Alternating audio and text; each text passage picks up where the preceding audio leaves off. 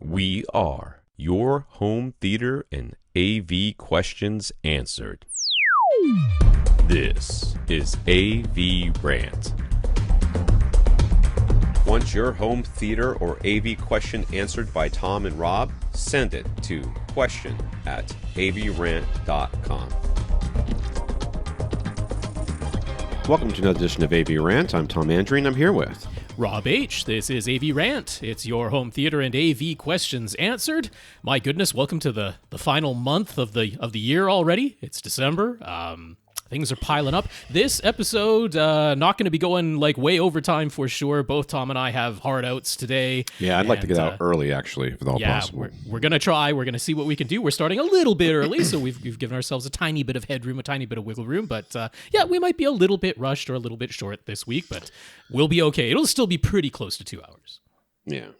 I've got a meeting at the school, and Rob's got whatever he's got. Yeah, there's some pretty significant changes happening for one of my aunts with her health deteriorating. Not surprising, she's 94 years old now, so it's pretty normal that your body starts not being able to do all the things it used to be able to do when you were considerably younger. What is she, cryogenically frozen? How do you live that long? All the folks on my mom's side, all the women, especially on my mom's side of the family, they have all had very long lives and remarkably healthy through the majority of it, which is a fantastic good fortune there. But as you get to age 94 and that, things start slowing down a little bit. So there's some fairly significant changes that are going to be happening for her. So I'm dealing with all of that behind the scenes. Yeah. All right. Yeah. I'm dealing with like under 50-degree weather here in Florida. So ooh, oh no. It's, or as Rob likes to call it, shorts weather. Oh, definitely. Goodness grief. We've been hovering around 4 Celsius here, and I've kept on the shorts. I don't put any long pants on until we get to below -10. I will say, okay. So, and I know I've talked about this before, but I'm going to say it again because it's my podcast and I'll do what I want. That's you. But I just don't own enough cycling clothes to cycle right. in the winter month. You know, it's not a full month. It's like a couple of weeks broken up across the entire season. It's supposed to be back up to 70 next week, but this week I went out at like 49 or 50 on Sunday, and I made it. I didn't die, but I was so cranky the whole time. It's just like 50 Fahrenheit cycling. I'd be like, maybe I sweat slightly less. That'd be about all. I didn't feel like I sweated at all, to be honest with you. It was brutal. If it wasn't for this massive overpass we went over, I wouldn't have felt like I worked, because I was with a slower group, and I was like, if we go faster, I'll warm up.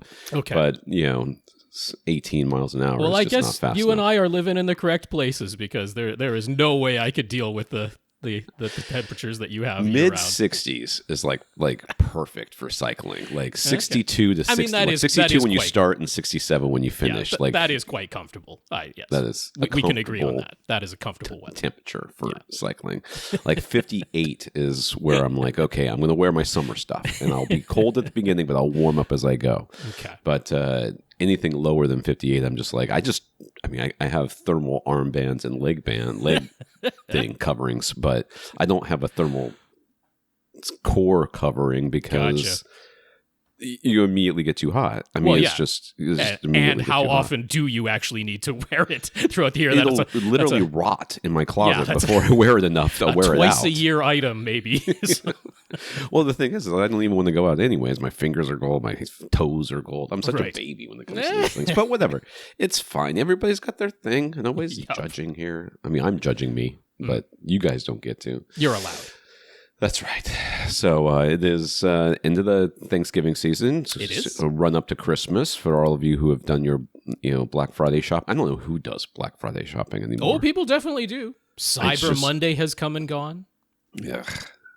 Yes. They just raise the prices 2 weeks beforehand, and then they slash them. There were some good sales. There's definitely were some good sales. There were, but I was walking through Target on this weekend, I guess it was. It was this weekend, and they just had rows of TVs that were pushed over into the corner. Yeah, that clearly had been their big ticket. Come in and come get these cheap TVs. And I had somebody talking about, there's such great deals on Black Friday. You can get $100 TV. I'm like, you don't want $100 TV. That's the thing. Yes. It's a 47-inch $100 TV. Yeah. It broke on the way home. You know what I mean? Yeah, no, Ara and Braden over at the HT guys, they always joke because they found, I forget exactly what the size was. It wasn't small. It was like a 50-inch TV or something like that. And it was, I think it was $78 at like Target or something like that. And they're like, it's literally you buy 5 of them, and when unexpected guests come over, you're like, here, take this with you. This is your Christmas present. It's like a 50-inch TV. Didn't you want a TV? You didn't? Or you get one anyways? Well, that is the problem with trying to make TVs the come in to our store sale item, because it's like, yeah, I mean, TVs are cheap year-round now. They might be the cheapest possible at Black Friday for the not particularly great ones, and honestly, some pretty darn good ones, like some of those like TCL Q7, which is not a slouch of a TV. That's one rung down from their flagship, and there was like, I think the 98-inch was under $2,000 across the weekend. It's like, that's pretty crazy, and it's not that low year-round, so that is a great deal. But it's like, I don't think TVs are the major thing anymore, because like, people have a TV. They're pretty cheap year-round. It's not necessarily going to be the really motivating thing to get people to come to your store anymore. But 50% off groceries at Target, and they'd have them lined up out the door. Yep. But Gasoline they can't do that because they can afford to. But I guess I'll mention it here. I said last week how I was sort of thinking I'd get some of those Mag 6R in-ceiling speakers, the Sonance Mag speakers from Best Buy, which have been discontinued at this point, but they have their remaining stock of it, and they had it at a low price for Black Friday, Cyber Monday. So I mentioned how I was thinking, maybe I'll get some of those, and I have absolutely no use for them in my current place. I was just thinking I'll just have them because I know they're not going to be coming back. So Tom will be glad to hear I decided against that. I didn't get those. Why would I be glad to hear that? Because you were very disappointed in me keeping them in boxes last week. I don't care about that. I mean, it's just silly. It's because I did end up purchasing something else, which was on a sale price that we are not going to see again. It was a particular deal with a little hookup that I had. I'm going to be the most annoying podcast person on earth because it is home theater related. So it's nothing I'm not mentioning it because of that. It's a little too embarrassing for me to say out loud right now. At some point, I might reveal just what it is that I purchased. What is happening right now? I know. What is happening? And I'm not doing it as a tease, even for Tom or anybody else. What are you talking about? I know that's why I said I'm going to be the worst podcaster on earth, because I would be super annoyed hearing a podcaster say something like that. I am a podcaster, and I am annoyed at you. Yes, you have every right to be. What are you talking about? Just fess mea up. culpa. Yeah, it's I don't know if I can say what I went ahead and bought. Would you buy those underwears with like the separate sack? No, nothing like that. No. Yeah. I gotta leave it for now. Don't buy those underwear, by the way. I have, and they're terrible. Don't. That's everything they tell you online about how comfortable they are is a lie. Do not buy those. They are the worst. Yeah. Okay. I have no shame. You must be quite a bit younger than me, because it seemed like 10 years ago I lost my shame. Okay. And it might have something to do with wearing spandex in public while being on the bicycle. Yeah. But that only happened 4 years ago. So I don't know. At some point I lost my shame, and apparently you haven't yet. This was a very irresponsible purchase. It's got to be another TV. We all agree it's another TV, right? It's another TV he doesn't need. Thank goodness. Or a receiver that he doesn't need. He's got more receivers than most people have cups in their cupboard. That's true. It's ludicrous. Yeah. Maybe he bought a storage unit just to put all of his extra AV gear in that he doesn't use. Very realistically, I am looking to rent a storage unit very soon, because temporarily, but I need to just to be able to shift stuff around. I have nowhere to shift it easily, so I'm going to get some stuff out of here for a while so I can put things back together properly. The very irresponsible purchase. Let the speculation run rampant. I don't understand. I don't understand what's happening on this. What kind of podcast is this? I thought we gave advice, not like the first. And I'm tempted to promise last time I'll ever do something like this. The person who gets it right. That's what I want to know. Oh, what are you going to do? There's one person right? who knows more or less. So it wouldn't. Well, it's not me. Yeah, it's not for Tom. Sure. Yeah, that's right. I don't know what's going on here. Tell you what, it's too cold for the grass to grow, so I don't have to worry about the blower guys, I think. We'll see. You never know. I'm looking out the window wondering what's going to happen. That's right. Any kind of precipitation comes down, they're going to be out there blowing that away. So, oh my God. It's so cold. The whole family is miserable. My kids are like, "Oh, do I need to wear a hoodie today?" I'm like, "You wear a hoodie in summer. What are you talking about? Mm-hmm. You're a Floridian. You wear a hoodie. You usually take the hoodie off when it gets cold, not the other way around." All right. Let's get started here, I guess. So, Rob, what did you watch since I didn't watch anything again? Oh, you didn't watch anything again. Well, I have completed the second and quote-unquote final season of Arcane League of Legends. So that is the end of this particular tale. As they have said, they're going to keep going with this animation style. That. I do like that. I like that they're not trying to do the 24 thing where it's like the first season was, this is the longest day of my life. So everything else is going to be a letdown after this? Is that what's going to happen? Right. Because the first season was the longest day of your life. That's your whole life, like till the end. So the second season should have been somebody else's longest day. But instead they're like, oh, guess what? It's the same thing. He had another one. It's another one. Yes. It's another longest day of his life. Stupid. No, this... I mean, honestly, it's probably best to just not even consider this two separate seasons, although I'm going to make some comments in that regard because there are distinct differences between season 1 and season 2, but this is one story. If you want to think of it more in terms of setting, okay, this is what happened in Piltover and Zon, these two connected cities, and this is the tale at a particular time in those cities, and that's the self-contained story, and this absolutely is a conceived as one continuous story. It is bookended. It is the parallel storytelling where we finish in a spot that parallels very nicely where we began and all those sorts of things, and it feels very complete. They stuck the landing for sure in that way.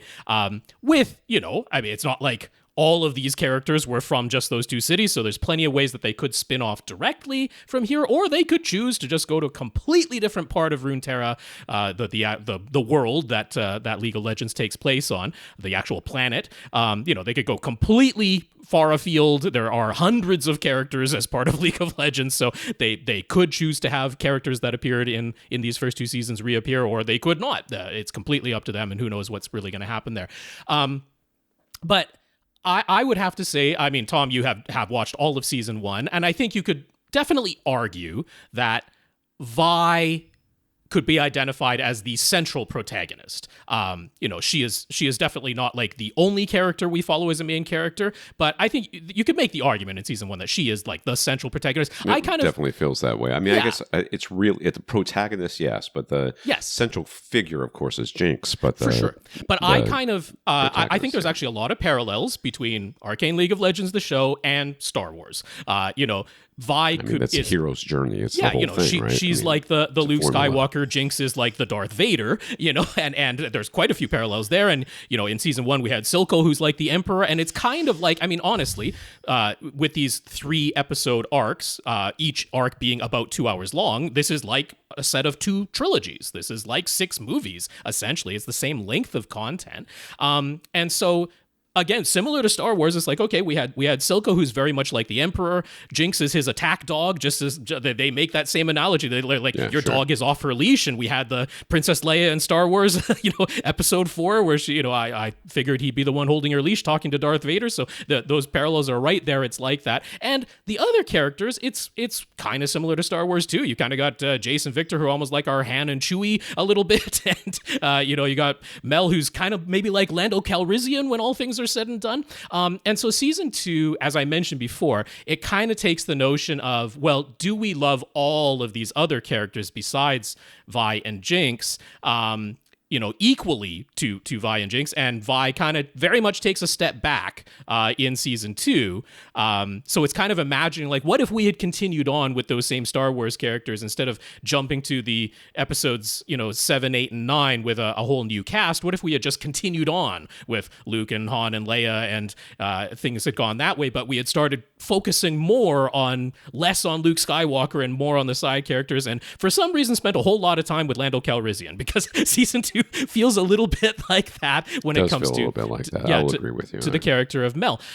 So because of all that, just my personal feeling was, again, I felt like season 1 was a bit more focused. It was perhaps simpler to follow, in that we did have the one character you could quite easily argue was the central protagonist, and you had a very clear villain on the other side. And because it's similar to the first 3 episodes of Star Wars, it's like, well, now we're what's the follow-up to all that? What's the fallout of all that? What's the result of everything that happened in that first trilogy? And that's what we're following now. So, I mean, it does the thing of, well, the stakes need to rise.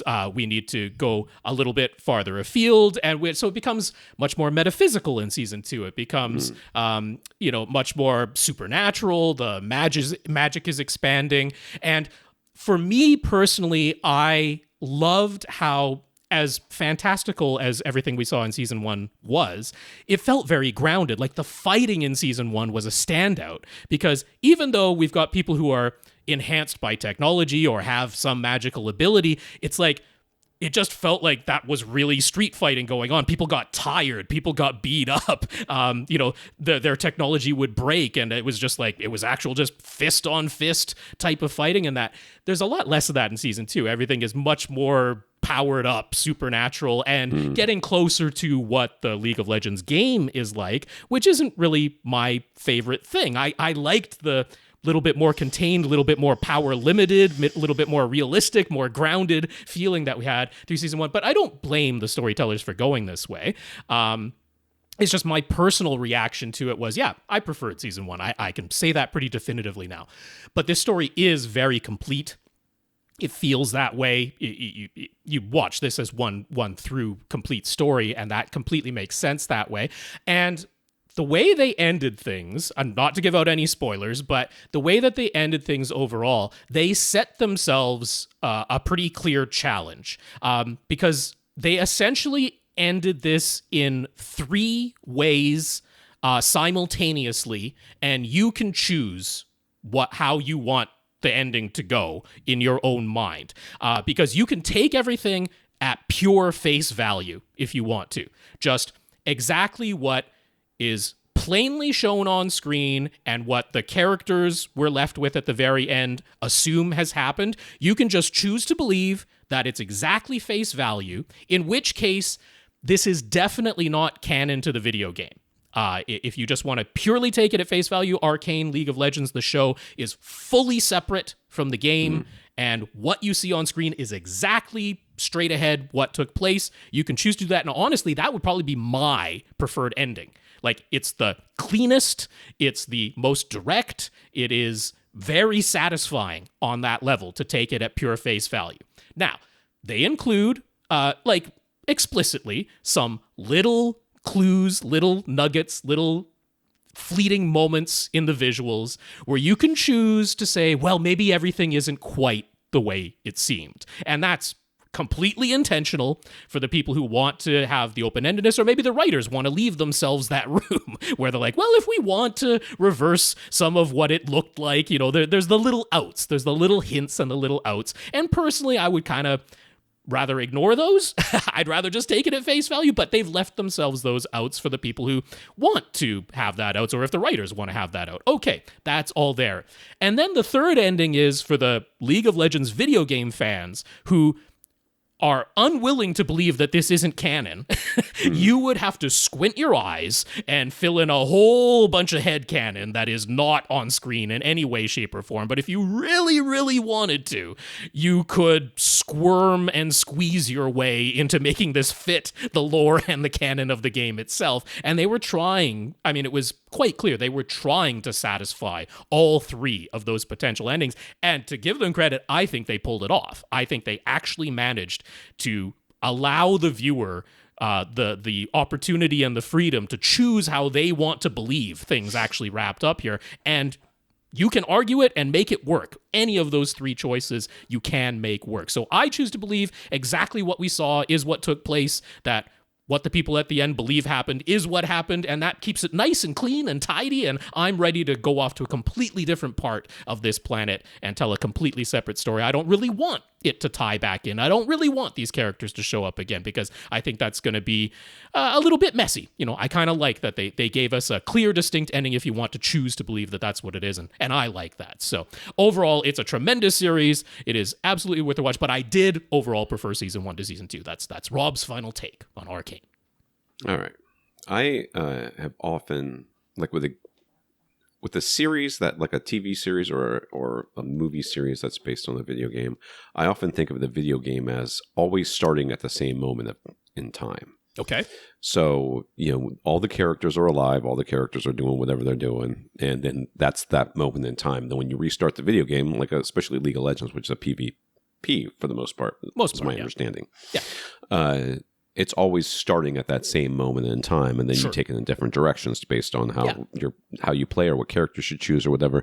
And then any content made on that is post, or it's another instance of it. Yes. Yeah. So it doesn't necessarily, it's not contradict. It's more like multiverse type thing, if you can think of it that way. And I mean, that's the way I kind of think of avoided ever saying that word because multiverse has become a little bit of a... it's a little toxic at this point. Yeah, it's got a little bit of a negative connotation to it, but there is some of that. There's like a timeline or branching timeline type of notion that does come into Arcane itself, which, I mean, is within the games hilarious as well. Can we talk about multiverse real quick?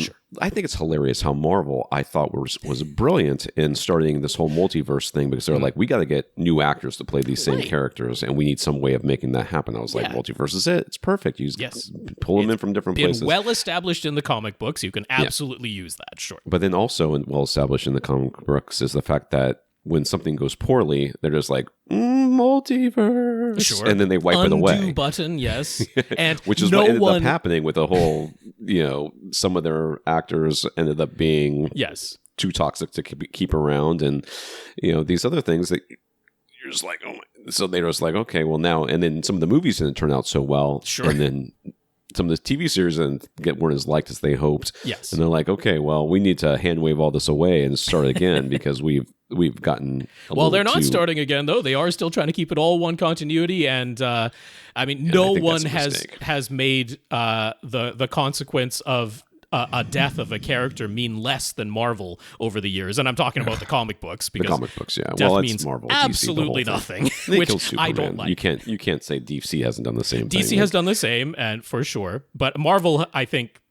even more so.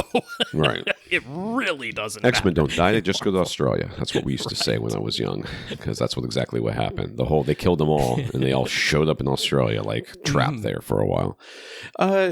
So yes, I did not watch anything this weekend or this week, mostly because my youngest son, was completing his Eagle Scout project. So now, somehow, magically, it is done. I cannot believe it. It's done. He's not an Eagle Scout yet. He still has paperwork and other things to do. But for those of you who, as far as I'm concerned, my wife is an Eagle Scout twice over, and my sons were along for the ride because she's the motivation to make it happen. Right. I mean, and every parent of an Eagle Scout says almost exactly the same thing. Their kids fought them for the most part, and they may some Eagle Scout parents. Some kids are not that way. They're super motivated and driven. That doesn't seem to be the norm. It seems like the parents are the kids like, I would like to be an Eagle Scout, and then they don't really know what they're getting themselves into, and the parents are like, all right, I'll make it happen for you because I love you, and then at the end they're like, I don't love you as much, but you are now an Eagle Scout. And when you put it on your resume, someone should call me and thank me for giving it to you, because that's what happened. So yes, he got it done. In his defense, he's young. He's 15 years old, and he's also got ADHD. So between the two things, he had a couple of hurdles to overcome and needed a lot of help. There has been some very recent, very severe upheaval. So that is not his fault. That part of things. But we got it done, and I'm very happy and proud that my wife made it happen. Nice, and also congrats. that my son is going to achieve it. Now he has to do the paperwork, and I don't know if I mentioned the ADHD thing, but that should be fun for all of us, to be honest with you. So yes, I didn't watch anything this weekend. We turned on shows, and my wife immediately fell asleep. I did try to watch something. God, I watched the first episode of something new, and I cannot remember that. It was called something stupid. Okay. like the unreasonable or the illogical or irrational or something like that. It was called something like that. Can't help you. I don't know what you're referring to. I'll have to find it while you're talking about something else. But let's get into the podcast. Yeah. This is AVRant, the podcast that answers your home theater and AV questions. To get your questions answered, all you have to do is ask. You ask by emailing us at question@avrant.com. Go to our website, find our show notes, our episodes, Flickr albums, so you can follow along with the images we'll be talking about, as well as any link to any product that we may mention or article that we may mention. Yeah. Facebook.com/AVRant podcast, YouTube.com/AVRant. That our recording sessions will be uploaded there. They may be desynced as far as our lips because who cares? It hasn't been too bad for a while. It's been pretty acceptable on that front. That's good. Yeah. That's good because I've been watching TV on my computer with a Bluetooth speaker that almost always a little bit off. I can sometimes latency. get it to sync up, but it's usually a little bit off. And my wife, the last couple of days, I think twice in the last week, has been like, I'm about ready for a TV. I'm about ready to get a TV in here, get a system set up. And again, I'm like, well, I've got some speakers and I've got a center channel and that's it. So I'm still gonna have to get some speaker wire and some other stuff, but and also a receiver. But we're getting there. So you can check out our YouTube for our recording sessions, and Rob will upload the pictures at the same time, so you'll be able to see them. I'm gonna thank our listeners of the week. To become a listener of the week, you support the podcast in some way. One of the ways to do that is going to avrant.com, click on the Buy Us a Cup of Coffee link, and it'll send you to a PayPal donation site. So, did I send you this person's name? No, he mentioned it in his email that this was sent. Okay. Well, I don't remember this. I'm going to go back and look in just a second here. But I may have missed it. So we want to thank Marc for doing that this week. Thank you very much, Marc. That's right. Thank you very much, Marc, for sending in that PayPal donation. Very nice of you. Yes, we appreciate it. We also have our Patreons at patreon.com/AVRant podcast. 130, down a couple, because it is the first of the month. It changed months. Credit card expiry dates took place. Yep. Yeah. 130 patrons at patreon.com/AVRant podcast. Every month they'll take some money from you and give most of it to us. So we want to thank our patrons, including Will. So thank you very much. That's right. Yeah. Once again, that is patreon.com/AVRant podcast if you'd like to sign up to make an automatic monthly donation. So a big thanks to our 130 patrons who are still going strong there. And Will, thank you for being one of them. He let us know via email. He's like, yep, I've been a Patreon supporter for a long time now. So we appreciate that. And thank you, Will. Did we mention Brad last week? I don't know. We did mention Brad last week. Yes. Oh, so I think we have two here because I don't know how I missed these because I get announcements on my phone. Yeah. Usually, I did get a new phone, so it is throwing me off. So I apologize for our PayPal donations. We have Stephen and we have Marc. So thank you, Stephen. Thank you, Marc. There we go. Thank you very much. I'll say it again, Stephen and Marc, for the PayPal donations.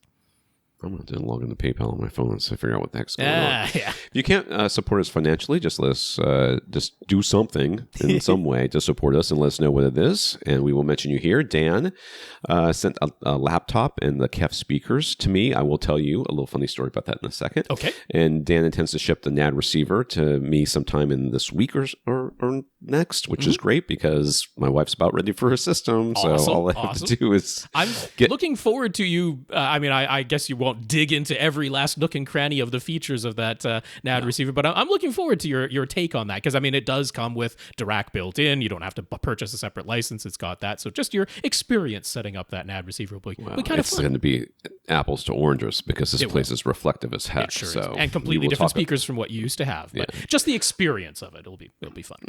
He tends to ship a RatNAD. He also offered either his DefTech or Q Acoustic Center speaker to Lee if he's interested. Yeah. So good luck. I'm telling you, just everybody should just offer the biggest everything to Lee and see what a little bit of that going on. It's hilarious.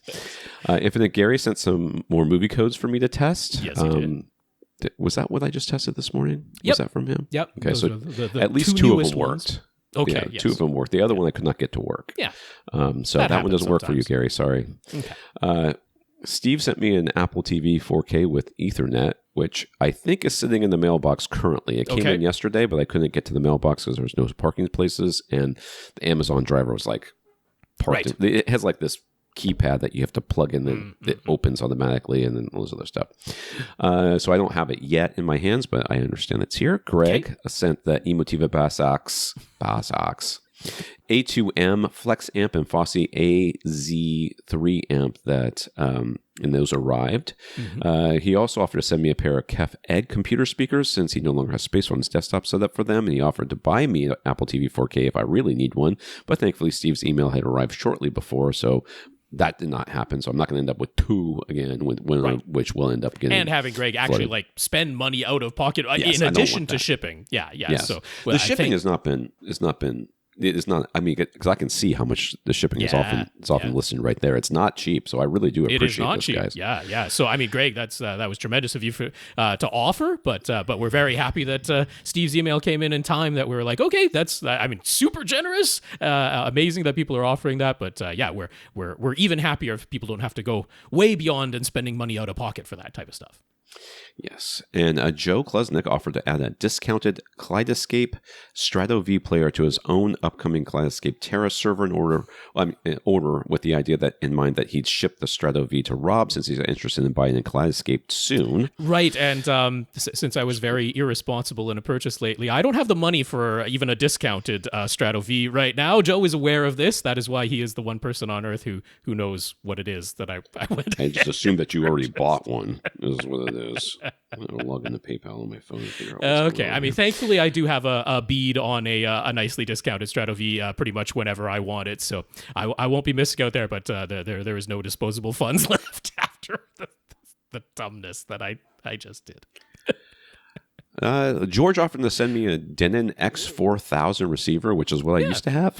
That's right. It's a flashback, traveling back in time there. So, yeah, that's pretty tremendous. I'll go through all these names once again because we had Dan, Infinite Gary, Steve, Greg, Joe Kluznik, and George all just offering to send stuff or having sent stuff just free. And like we say, shipping coming out of their own pockets and everything. So that's tremendous generosity. And we're very, very appreciative. Thank you all so much for supporting this podcast. We're supporting the hosts of this podcast. Let's be honest. That's what all that's been going on there. So wonderful stuff. Yeah. Thank you all so much. Thank you, everybody. Yeah. I will tell you. Okay, so the Kef speakers. Okay. Yes. Yeah. So the Kef speakers arrived in this SB1000 box. And believe me, I was very excited when the SB1000 box showed up. Oh, I see. Yeah. And I opened it up and I realized it was Kef speakers. I was still excited. Believe me. It's still pretty nice. It's still exciting. Better than a poke in the eye. But. Okay. So.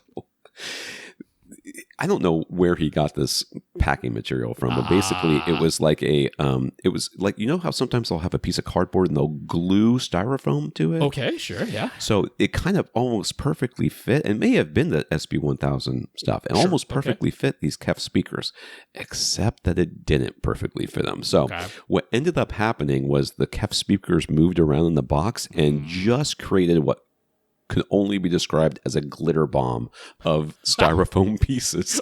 So I opened it up and I was like, oh, there's another box inside there. I opened that box up and there was a piece of cardboard. I was like, oh, there's a piece of cardboard. I pulled a piece of cardboard on and the wind just caused this tornado of little styrofoam particles throughout the air. And I quickly shut the box because we were just about to eat dinner, and I quickly shut that and then pushed it off to the side. And they said, "What is this?" I said, "Oh, it's just some speakers."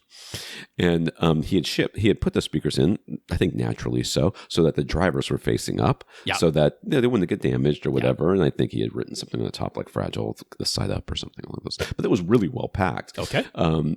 So my kids go after dinner. They go into their bedrooms to do whatever. And my wife takes the dog for a walk, and I grab the vacuum cleaner. And I'm like trying to vacuum up all of these little styrofoam pieces off the speakers. They're stuck because the static electricity. They're stuck to every side of the speakers. I'm trying to get the styrofoam out. I'm actually a little afraid when I first hook them up to get them playing that styrofoam bits are going to shoot out through the rear port. Oh yeah, it's just going to be this. Poof. Not out of the question. So it was very, very funny. And I'm not at all complaining. Believe me, Dan, I'm not complaining. But it was hilarious. I was like, oh, God. You do get snow in Florida. What do you know? Yeah, styrofoam snow. I'm sure that's not going to be cancerous or anything. We also got some notes of gratitude for keeping the podcast going through everything that's going on in the world, including the frigid Florida winter. From Will, who says he's been listening for almost 10 years now. James, who says he enjoyed Lee and Joe's contributions to the podcast, but he's happy to have me back and thanks us for keeping the show going no matter what. Greg, Mark, Steve, George, it's a different George, Stan, who's shout out to Tom for finding a way to return to hosting the show despite everything he and his family are going through to recover after the hurricanes. At some point, dude, you just got to get back to your life. So I will say those names again. Thank you for thanking us. Will, James, Greg, Mark, Steve, George, and Stan. Thank you very much. And I'll say the names one more time so they came from my lips. Will, James, Greg, Mark, Steve, George, and Stan. Thank you all so much. And a big, big thank you to everybody who continues to listen and send in your questions. Yes. So I have signed into PayPal now, so hopefully I will get my requests, my things from now on. Correct. So in the news, Masimo's CFO and Masimo's Consumer COO sent out clarification and correction statements after it was reportedly a little over a week ago that all of the former Sound United brands might cease operations in January 2025. They say that the speculative articles have been incorrect and misleading because they reported exactly what we said, and that's not how things are supposed to work. They said the words, but the words meant different things than most people think the words meant. Yes. Is that what they're saying? Mm-hmm. I will say I once worked for a guy who owned I worked for a restaurant. One of the owners of the restaurant was interviewed, and they, in quotes, wrote down what he had said. Yeah. And he was like, they're not supposed to do that. I sounded like an idiot. I'm like, that's because you're an idiot. And they were like, I can't fix this idiotic statement. I'm going to put it in as is. Anyways, and it mostly stems from the phrase a discontinued operation used in Masimo CFO's original statement to their investors. He originally said, we will continue to update the market. We expect, and this is not, we expect to provide I've separated the next some of update. these paragraphs a little bit. Yeah. We expect to provide the next update in January 2025. The board has not made a final determination of the manner in which the consumer business will be separated. If the board decides to no longer pursue a spinoff of this business into a publicly traded company, we anticipate treating the consumer business as a discontinued operation. And the Masimo Consumer COO has now clarified that discontinued operation simply, this is in quotes, reflects an accounting adjustment related to how the consumer business is included in Masimo's overall financial statements. It has no impact on the day-to-day operations of the consumer audio business. The company's board and management team are working hard to find the right home for our audio brands. We remain committed to developing and supporting our market-leading brands. And I'm not going to read the next paragraph because I haven't looked at it yet, but I will say that it feels very much like I want you to train this person to do your job just in case something you have to go on vacation or something, which is code for you're getting fired, son. So product and financial plans are still in place for 2025. Budgets for the upcoming fiscal year have already been finalized, and roadmaps are still in place for all of the former Sound United brands, which Masimo Consumer is still keeping all within one portfolio. But they are looking to fully separate Masimo Consumer from Masimo, the other company. That could mean an outright sale, but no buyer has emerged yet, and it could mean spinning it off on its own, completely separate, publicly traded company, but the board hasn't made a final decision about that yet. Yeah. Boy, that just inspires confidence like you would not believe. Look, they used the word separate, okay? That was not misquoted or misinterpreted or anything like that. It's been very clear all along since the board chose to oust the original founder and CEO of the company. They have not been happy with the acquisition of Sound United. Masimo Consumer was created to turn it into a wholly owned subsidiary of Masimo, the hospital equipment company, because they wanted to protect the stock price. They use this word separated. And yes, okay, so discontinued operation is a financial term for their disclosure to the SEC and all of these types of things. It doesn't literally mean cease operations in January 2025. That is a worthwhile clarification. We speculated incorrectly about that too, but the notion that everything is A-okay over at Dennett and Marantz and Bowers and Wilkins and everything. It's like, no, look, the COO of Masimo Consumer is also trying to protect their stock price, right? That's what this statement is all about going on there. Things are not hunky-dory. It is not good news for the former Sound United brands, but it's okay. So Sky is falling, but just a little more slowly than we might have speculated last week. That's basically what that says. That's all it says. Please take these brands off our hands before we have to shut them down, is what it says. And also, like, what it also says is that if you can hold out, you might get them for cheap. Yeah, and there's a little bit of a ticking time limit there, because once you declare that a company is operationally discontinued, you can't just keep going like that indefinitely as far as the SEC is concerned. So yeah, the idea that it's all just okay. They're trying to protect their stock price. All right. Comments from listeners here. Will heard AVRant listener David asking about the best service provider for purchasing movies online. And since he was using Apple TV 4K and as his playback device, we said to just go with Apple Movies, since there is some evidence to indicate that, at least via an Apple TV 4K, streams from Apple Movies do provide a higher bitrate, particularly for the audio system, for the audio stream, than some of the other options, Amazon Video in particular. Mm-hmm. Joe Klesnick also mentioned that he tends to redeem any movie codes through Apple Movies, but then he can also use Movies Anywhere to access the same title across various services if he wants to. Mm-hmm. Will completely agreed with all of that, but he wanted to add a couple more points in Apple's favor. First, if you purchase or redeem a code through Apple Movies, if a better version of that movie becomes available at a later date, such as an HD version becoming available in 4K, Apple has been very consistent about giving you that upgrade for free. Vudu hasn't been doing these sorts of upgrades. Vudu has been doing this sorts of free updates too, but not as consistently as Apple, and it isn't always automatic in his experience. Mm-hmm. Guys going by in a little golf cart with a broom and a ladder. At least it's not a leaf blower this time. Well, I'm afraid he's coming here because I complained that there's a couple of lights out that I'm not supposed to change my own light bulbs anymore. Apparently, I'm not capable of doing that. Mm-hmm. Anyways, furthermore, if you originally purchase or redeem a code from a different service provider and then use Movies Anywhere to make that same title show up in your Apple Movies library, you do not get the free upgrade from Apple.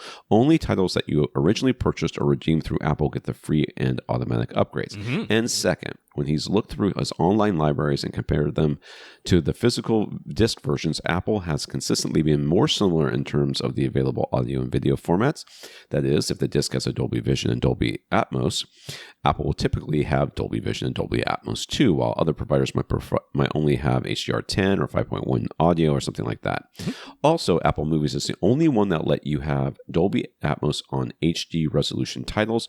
All the other providers only have Atmos on 4K titles. So all in all, Will thinks going with Apple Movies for your online purchases and redemptions is a pretty clear-cut winner. I guess I should be doing, but I haven't been. Well, yeah, that is definitely a full comment there. We appreciate that. And yeah, I mean, to me, it's just in Canada, I really have very, very few options. So many times if I am redeeming a code, I would choose to redeem it on Apple Movies if that were an option to me, but very often it isn't. Typically, Google Play is the one where it shows up, which means it just shows up in my YouTube library at this point, because there's no separate Google Movies and Music anymore. It's all under YouTube these days, and we don't have the equivalent of Movies Anywhere in Canada. So for me, the choice is exceedingly limited, but yes, if you do have that option, then that makes sense. Things in Apple's favor, and why not? If you have an Apple TV 4K, I have to assume you're okay with having stuff Apple related. So like you've got some kind of Apple ID, right? It's pretty hard to function without it. So you've created at least that much already. Right. Karl caught Shane Lee's YouTube video, formerly known as Spare Change, in which he's talking to a couple of reps from JVC, and he asks them about having all of their current projector models being laser-driven now, and what happens after 20,000 hours when the lasers reach their half-life. The JVC reps claim that the 20,000-hour half-life figure is with the lasers having been set to max the whole time. So if you're using a medium or low setting, they know of several that have been used upwards of 40,000 hours. But furthermore, they say they can now replace the laser light engine at their service centers, and the purchase price for the new laser light engine is around $1,000. That's not including shipping, and they didn't specify it includes service. They're like, the laser light engine costs about $1,000. Yeah. So it isn't as easy as ordering a replacement lamp and doing it yourself. You have to ship your projector to a JVC service center. There's a cost for the shipping too, of course. But if your laser is getting noticeably dimmer and you don't have to chuck out the entire projector and get a whole new one, not from JVC anyway, and given the cost of their replacement lamps and the half brightness lifespan on those, the math works out in favor of going with the laser-driven models now. I don't believe them. Oh, okay. Okay, I'm going to start with that. Second of all, you are now... This is something that is completely in JVC's hands. Sure. And at any time, they can decide, hey, we don't want to do this anymore. we don't have any. We're going to sell out of the lasers that we have, and we are going to be done. We're not going to make any more of those. And if people want another projector, they're going to have to upgrade. And I see that, I mean, as opposed to a lamp, which somebody is like, I mean, I can order a bajillion of them and then sell them on Amazon for, however many cents profit. And it doesn't cost me. I mean, I've already got the storage space or whatever. I'm using it for something else. They don't take up that much room. Boom. That's kind of how this ends up working with lamps. And that's why you can still get lamps for such older projectors that have been around for a long time. Now everything is in JVC's hands. And not that I mean, maybe it's going to be $1,000. Maybe it's going to be $1,000 installed, and maybe there'll be free shipping back or whatever. Didn't sound like that was the case. It sounded like the $1,000 was the laser light engine itself, the part. Yeah. But even then, you're like, okay, how long are they going to support that before they decide, that's like 3 generations ago. In 20,000 hours for some people only use their projectors for movies. Well, like they were saying, like 20,000 hours, you could watch a 2-hour movie, one movie a day, for about 10 years. So at which point, realistically, most people would be ready to upgrade the entire projector. It's 10 years on. So, and I mean, look, not everybody's even watching the equivalent of that on their projector. So, right. Like they're saying, look, the majority of projector owners are probably never going to replace that laser, and I think they're right about that. I don't disagree with that. That's true.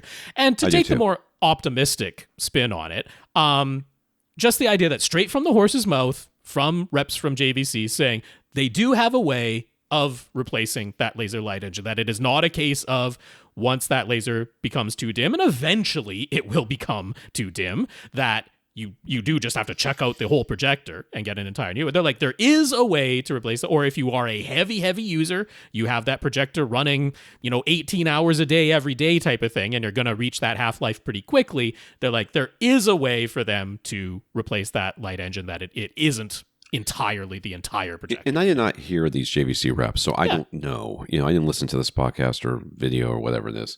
So I don't know exactly how these this sounded, but it smacks to me of somebody sat down with some engineers and said, how much would it cost to do these things, and they're like, probably about this, and then they're like, okay, that's what we'll say.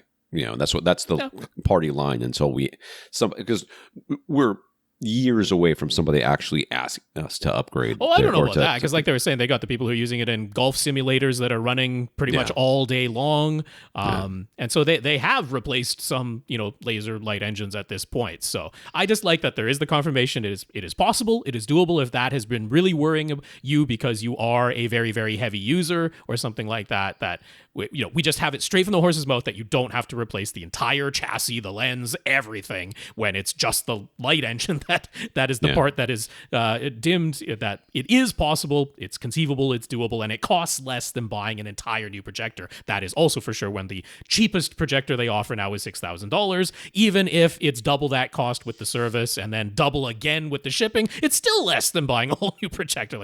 So any way you cut it, it's just, I think there's that little bit of optimism, good news that yes, they've confirmed for sure it can be replaced. Let's let the Canadian be optimistic and I'll sit over here and be pessimistic.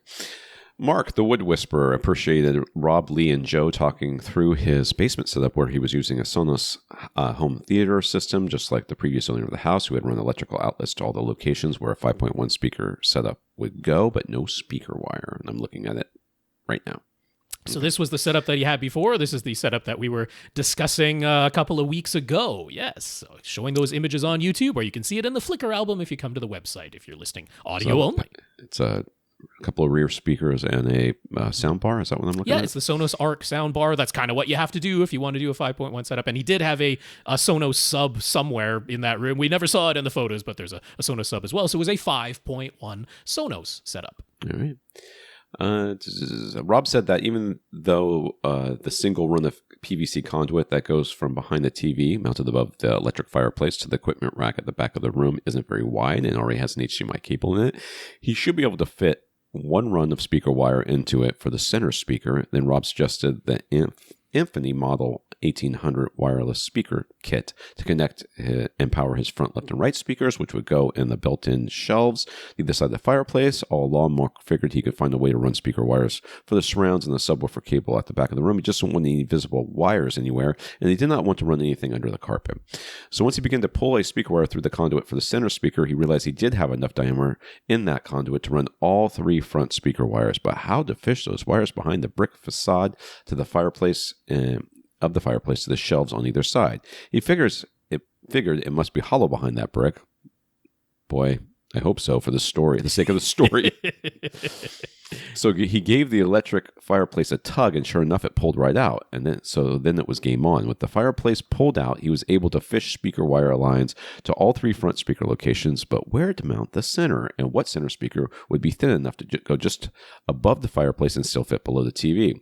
Have you tried a Def Tech? Because those are tiny. Right. And then his wife said, why don't you just get rid of the fireplace? Then you can fit the Def Tech for sure. Yeah. Eureka. They never used the electric fireplace anyway. I will tell you, I don't know how it is in other places, but even where I was growing up in California, which did get cold during the winters, didn't often get snow, but it did get cold. And we had a insert for our, we did the whole, rather than run a heater, you get like this big cast iron stove thing that goes in there, and then you put fans in front of it and try to get that all over the house. Fireplaces suck. They never used the electric fireplace anyways, and those fake flame graphics weren't fooling anyone. He just never thought she'd agree to completely get rid of it, but since it was her suggestion, and now we have pictures of the removed fireplace, which... Yes, we do. There it is. And the bookshelf speaker on the shelf to the side. And we're going to talk through all of these things in a slightly scripted way. But we got images to show you all along. All right. Being the woodworker that he is, because that's what his name is, he quickly built a custom insert to fit into the fireplace cavity. He turned the electrical wire that was there to power the fireplace into a couple of outlets and some lighting. And now there was plenty of space for a center below the TV. This also allowed him to lower the TV slightly, and now it's the perfect height. He made a hole behind the built-in equipment rack at the back of the room into the space below the stairs, and from there he could run all of his speaker wires in a new subwoofer cable. He got his SVS SB3000 sub and a standard receiver out of storage, and with the SVS having a Black Friday sale, he got 5 Prime speakers, 5 Prime series speakers, and hooked everything up. No speaker wires in sight. The verdict is so much better than his Sonos Arc with Sonos sub and Play 3 surrounds. He still has some touch-ups to complete, and since it wasn't his handiwork, he wants to replace the equipment rack. He'll probably replace any and all of the builder grade stuff eventually, and with the home theater taken care of now, those projects can move up the priority list. So even though it wasn't exactly what we said to do, he wanted to say thanks because we got him pointed in the right direction. He's very pleased with how it turned out. I'm shocked that thing came out and it was like a built-in cavity almost. Right. It was just all just self-contained electric fireplace, not gas. So it was electric fireplace. But yeah, it looks tremendous. I'm just going to show before and after. I mean, even though he said he didn't want any wires, it's like back when he had his Sonos system, he's like he had some wires hanging down from behind that TV as it was there. So it looks cleaner. It looks beautiful. That little bit of like downward lighting that he installed where the fireplace used to be, I'm like, I think that looks better than a fireplace, to be honest. I think you need a bigger center channel now, though. And you need something to damp and decouple there. That looks like it's sitting right on the wood that you created there. I mean, a mouse pad will do it. Or if you want it stuck there, just some museum putty acts as a damping and a securing device for your bookshelf speakers on the shelves too. We want to get those damped, and if you like secured, museum putty works fantastically well and is not very expensive at all. But wonderful work. That looks fantastic. It is nicer with the TV lowered, even just that little bit. It looks more appropriate now, so love it. Love it, love it, love it. All right, let's get to the questions here. We have Brad. Brad's home theater is 17 feet wide, 12 feet long. It has a high sloped ceiling. So averaged out, the ceiling is about 12 feet high. It's got a door that he can close. So it's an enclosed space, and he has acoustically treated it with 4 corner traps from GIK and 6 oversized 4-inch thick panels that he made himself. Mm-hmm. He's got a 77-inch LG C3 OLED on a 17-foot wall, a pair of mismatched subs, and with a Klipsch R115 and an SVS PC2000 Pro cylinder that seem to play nicely together. Mm-hmm.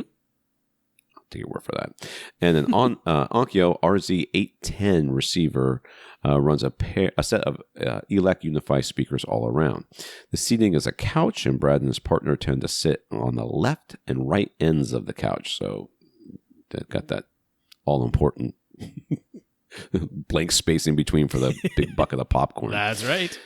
So he feels that having a wide, even dispersion from his front speakers is important. No real complaints with his ELAC Unify setup, but it's the holidays. He likes to treat himself, and if he gets some new front speakers, LCR, left, center, and right, it would mainly be about looks. Although if a performance upgrade came along with them, he wouldn't mind. No downgrade in performance, though, of course. He's concerned about that wide, even dispersion. He is partial to the KEF R3 Meta speakers, and if he were to get those, he'd want either their black or walnut finish. He found a seller with a reasonable price, but before he pulls the trigger, he just wanted to ask us if there's any other speakers we think he should definitely consider instead. He doesn't really plan on changing his surround speakers. They'll remain ELACs, so he wouldn't want a gigantic, distracting mismatch. What do we think? I think you don't have to worry about the surround speakers. That's what I think. I'm not terribly worried about KEFs. I think they have a wide enough dispersion that would be okay. Oh, yeah. But I would very even in all directions with that concentric driver design, which is the ELAC Unifies have that concentric design as well. It's probably why he's drawn to it. I think the KEFs are just a good looking speaker. Yeah, I mean, they're not like particularly flashy. They are a box. They are one color throughout, but they're understated but classy looking. Yeah, the R series is very, very nice speakers. Yeah. I'm trying to think of speakers that I would very much think of as wide, as having a nice wide sweet spot. So if you were to look at reviews, and this is how I would do this if I were you, Brad, if I would look for reviews, I would look at how much toe-in they require. The person, if they don't address it, then they don't know what they're doing anyways, but they should always address that. But speakers that require a lot of toe-in or more than average amounts of toe-in, like the speakers have wide dispersion, they're like, I don't know. They kind of face them straight forward and they sounded good. It was like, okay, well, that's usually an indication that they have nice wide dispersion. Yeah. Not always, but usually. Yeah. So that's ones that have what I would be narrower dispersion where the off-axis response is definitely different from the on-axis response. Those ones, you very often will hear that they aimed the speakers more or less straight at their head so that they get that on-axis response and aren't hearing the clearly audibly different off-axis response. Whereas if you can be very liberal with how you toe in or not toe in the speakers, that's usually an indication of even wide dispersion for sure. I'm glad that he mentioned the KEF R3 Meta speakers in particular, because when someone says that, honestly, more than anything else, they're looking for an aesthetic upgrade, I mean, that can mean a tremendously different things to different people. Yeah. So if we know that what he thinks looks really nice are the KEF R3 Metas, then we know that, okay, it's not that he's opposed to a traditional box shape, because some people are, right? Some people are like, oh, I would much prefer that it's curved or that it has, an interesting shape to it. But KEF R3 Metas are just a box shape with a, definitely a nicer looking finish than what the ELAC Unifies provide. The ELAC Unifies are perfectly fine, but they're, just a like a vinyl wrap made to sort of mimic the look of a wood, but it doesn't really look like real wood and it's not glossy or something like that. So along those lines, one of my first thoughts, because they're in a similar price range, and I know that their performance is tremendously good, over at Ascend Acoustics, their Sierra 2 EX, now version 2 speakers. Those are the ones that use the RAL ribbon tweeters, which have very, very wide uniform horizontal dispersion, but they have very limited vertical dispersion. Now, it didn't sound like he had 2 rows of tiered seating or something like that, where I might be a bit concerned about the limited vertical dispersion. And an argument can be made that when you have a high sloped ceiling type of a room where the reflections off of the ceiling versus the reflections off of the floor can be a little bit difficult to manage in some instances. Now, his room is quite heavily acoustically treated, so chances are it won't be an issue as far as any of that goes. But just in case, then sometimes having that limited vertical dispersion of the speakers can be a benefit. So those are within the price range, and I think the looks are gorgeous. They're available in a variety of finish options with their laminated bamboo, where you can see the grain of that real bamboo wood right there on the speaker cabinet. So I think they're gorgeous, but they are a traditional box shape. But we know that he already likes that with the Kefs. So if you are concerned about the vertical dispersion as well as the horizontal dispersion, then still from Ascend, still in their Sierra series, they have their LX bookshelf speakers. It's the same cabinets. It's the exact same cabinets, but different woofer and with a dome tweeter on those instead of the RAL ribbon tweeter. So that would be an option as well if you're wanting to look at those. And the LX are actually a little bit less expensive than the Sierra 2 EX V2, although neither of them is going to be over the price that you were looking at with those Kef speakers. So yeah, I think those are options there. And I'm just going to transition back to myself alone here because Tom has dropped off of this call, and I think we'll do an edit here while I try to get Tom back, and then we'll continue on from there.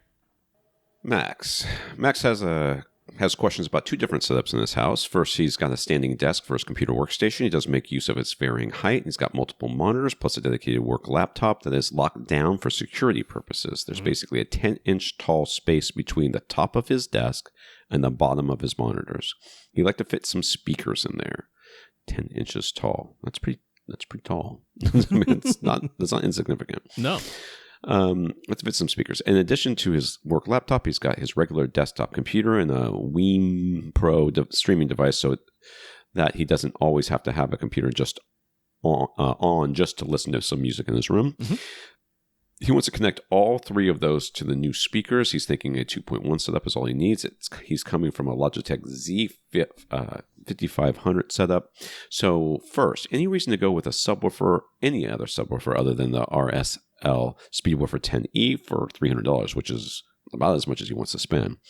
Is any other subwoofer out there going to perform better in his 9 by 11 foot office? Well, there's lots of ones that will perform better in this 9 by 11 foot office, but $300 is the limiting factor, right? There. Not for less than $300. Yeah. No. No, that Speedwoofer 10E I think is a tremendous value because it's very, very close in extension to the original Speedwoofer 10S. They're now on the Speedwoofer 10S Mark II, which has gotten a little bit louder and plays a little bit lower than the original 10S, but that 10E gets darn close to that original 10S. So it is a 25 hertz extension subwoofer. It's not a 20 hertz extension subwoofer, right. But genuine 25 hertz extension for $300, and obviously 9 foot by 11 foot. The size is not too big for that 10-inch subwoofer in any way. So I like that RSL Speedwoofer 10E for the $300 price point. Like, there are some very nice subs from Dayton. There's some really nice ones from Monoprice too at that same sort of price point. But I wouldn't say they are like clearly better than the Speedwoofer 10E, and they're not considerably less expensive either. So if the RSL Speedwoofer 10E looks good to you, I wholeheartedly give that one a thumbs up. Yeah. Okay. Yeah, I don't know that. I mean, other than the used market, mm-hmm. But he's probably looking at size too on top of that. So there's going to be other limitations than just the price. Yeah. He saw Audioholics' review of the Kanto Aura. They seem to be the right size, the right price, and provide remarkably neutral frequency response according to their measurements. Mm-hmm. They have their own subwoofer output with a high-pass filter for the speakers that gets automatically activated whenever a subwoofer gets plugged in. Mm-hmm.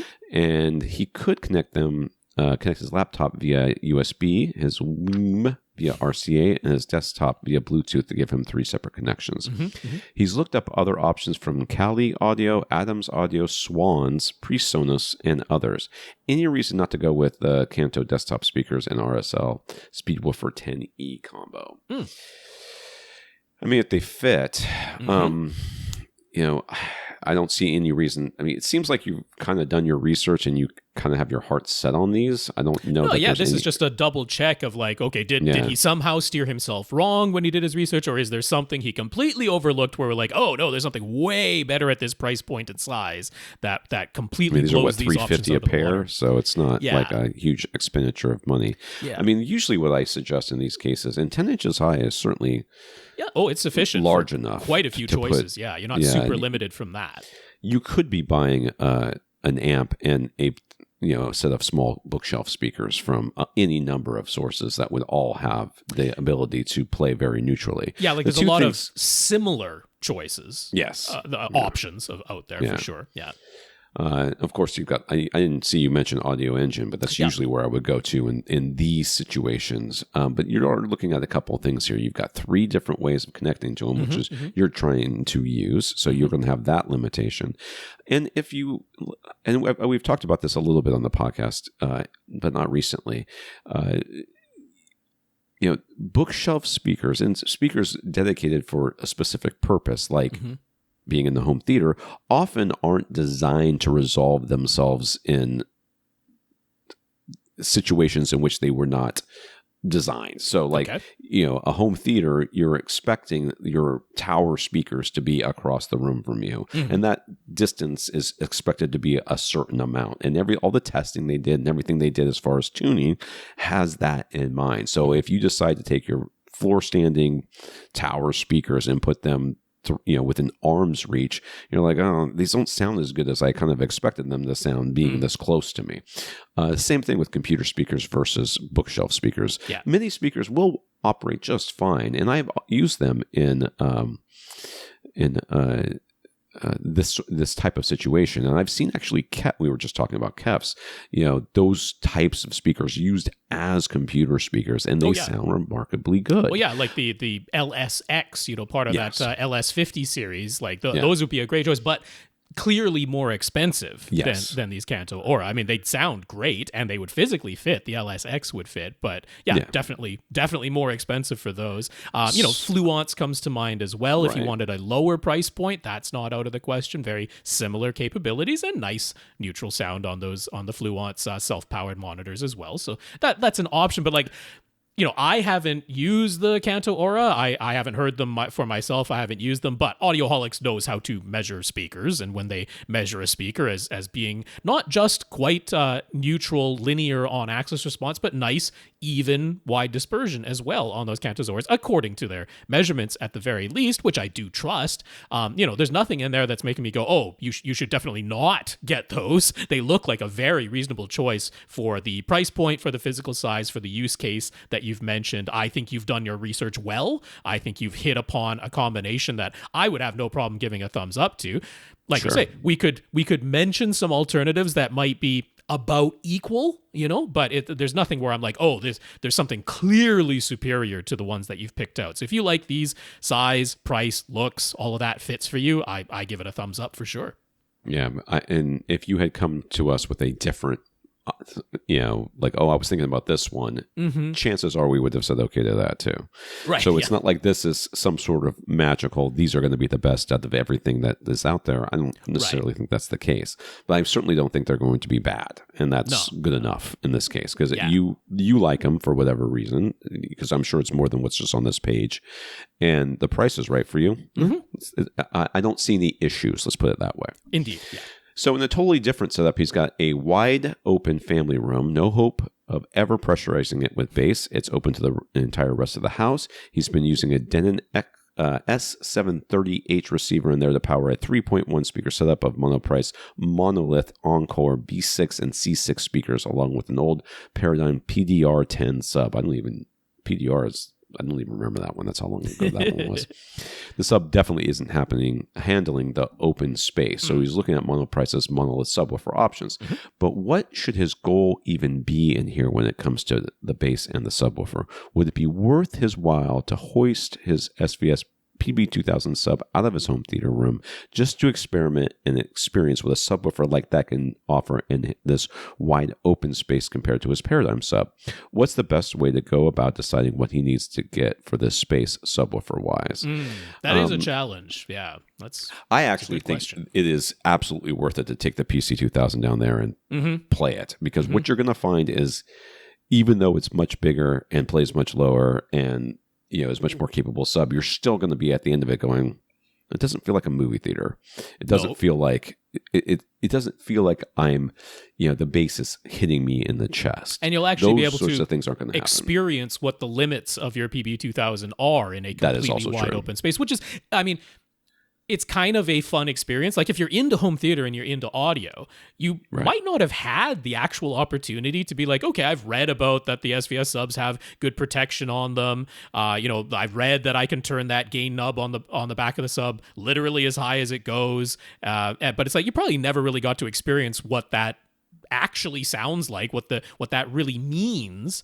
So I do think, yes, that's some physical labor and some time and that you're putting into it, but for me, I think it's a worthwhile experience. If you're the least bit curious, if you're willing to do that, put in that time and that physical effort to do that, I do think it would be worth your while to hear with your own ears in your own house with a subwoofer that you're already familiar with in your dedicated home theater room, what that really means. And that, I think, will tell you better than we can, what it is that you really want. Because if you get a taste of that, and, I'm sure you're going to put that PB2000 physically where a subwoofer is going to make sense, layout wise, right? This is more about where the walkways are and where furniture is placed than it is about optimizing the bass performance with a single sub in a wide open room where it's really difficult to predict what the frequency response is actually going to be like at your seats.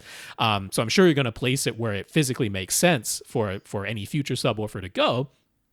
And yeah, that's going to tell you quite quickly, because you might find that a PB2000, even in a wide open room, you're like, okay, look, it's not the same tactile sensation I get in my dedicated home theater room. That pressurization is gone. It's not as linear. It's, but that can be treated with some EQ. And maybe I do reach the limits, but maybe it is for the purposes that you want to use it. You're just like, oh, that old Paradigm sub, it just didn't produce a bunch of lower notes that I do want to hear. It just absolutely could not keep up volume-wise with the levels that I want to listen at, but this PB2000 does, or maybe it comes close. So you're like, okay, I need something that's just a little bit more output capable than a PB2000. Or maybe you're like, whoa, even this PB2000 is completely inadequate, meaning I've got to go to like the dual 15-inch monolith sub. But at least you would know with your own ears and your own experience. I think it's well worth your while. We certainly don't have enough information in this question to answer it as far as which sub you should buy. But the fact that you have something there, you can use as sort of a litmus test. Yeah, point of reference. And actually, you have two, right? Because you have the 10-inch Paradigm that you've been using all along, and then you have a sub in the PB2000 that is more capable than the Paradigm 10-inch sub. And so you can gauge, okay, what did that difference actually sound like? What did that actually do? How close have I gotten with the change to the PB2000 to what I'm trying to achieve? Because I don't imagine you're trying to achieve full reference volume for television viewing in a 3.1 setup in this wide open living room. You've got a dedicated home theater for when you want to do that. So I'm assuming you're looking for something less than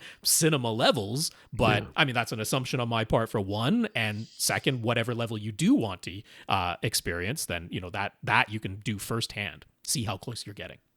Yeah, I you've got it there. Let's test it out, see how it goes, and then you can kind of decide, listen, this is if this is wholly inadequate, and you look at the price of what would be adequate. Right. And I think we've said this many times before. In large open spaces, you really don't want to pressurize the entire space anyways, because it'd be unpleasant for everyone else in every other part of the house. Right. So what you're really looking for is enough bass, not all of the bass. Yeah. And if the PC2000 gets you there or close to there, you might be like, I get two of these. Sure. Call it good. Yeah. James in the UK.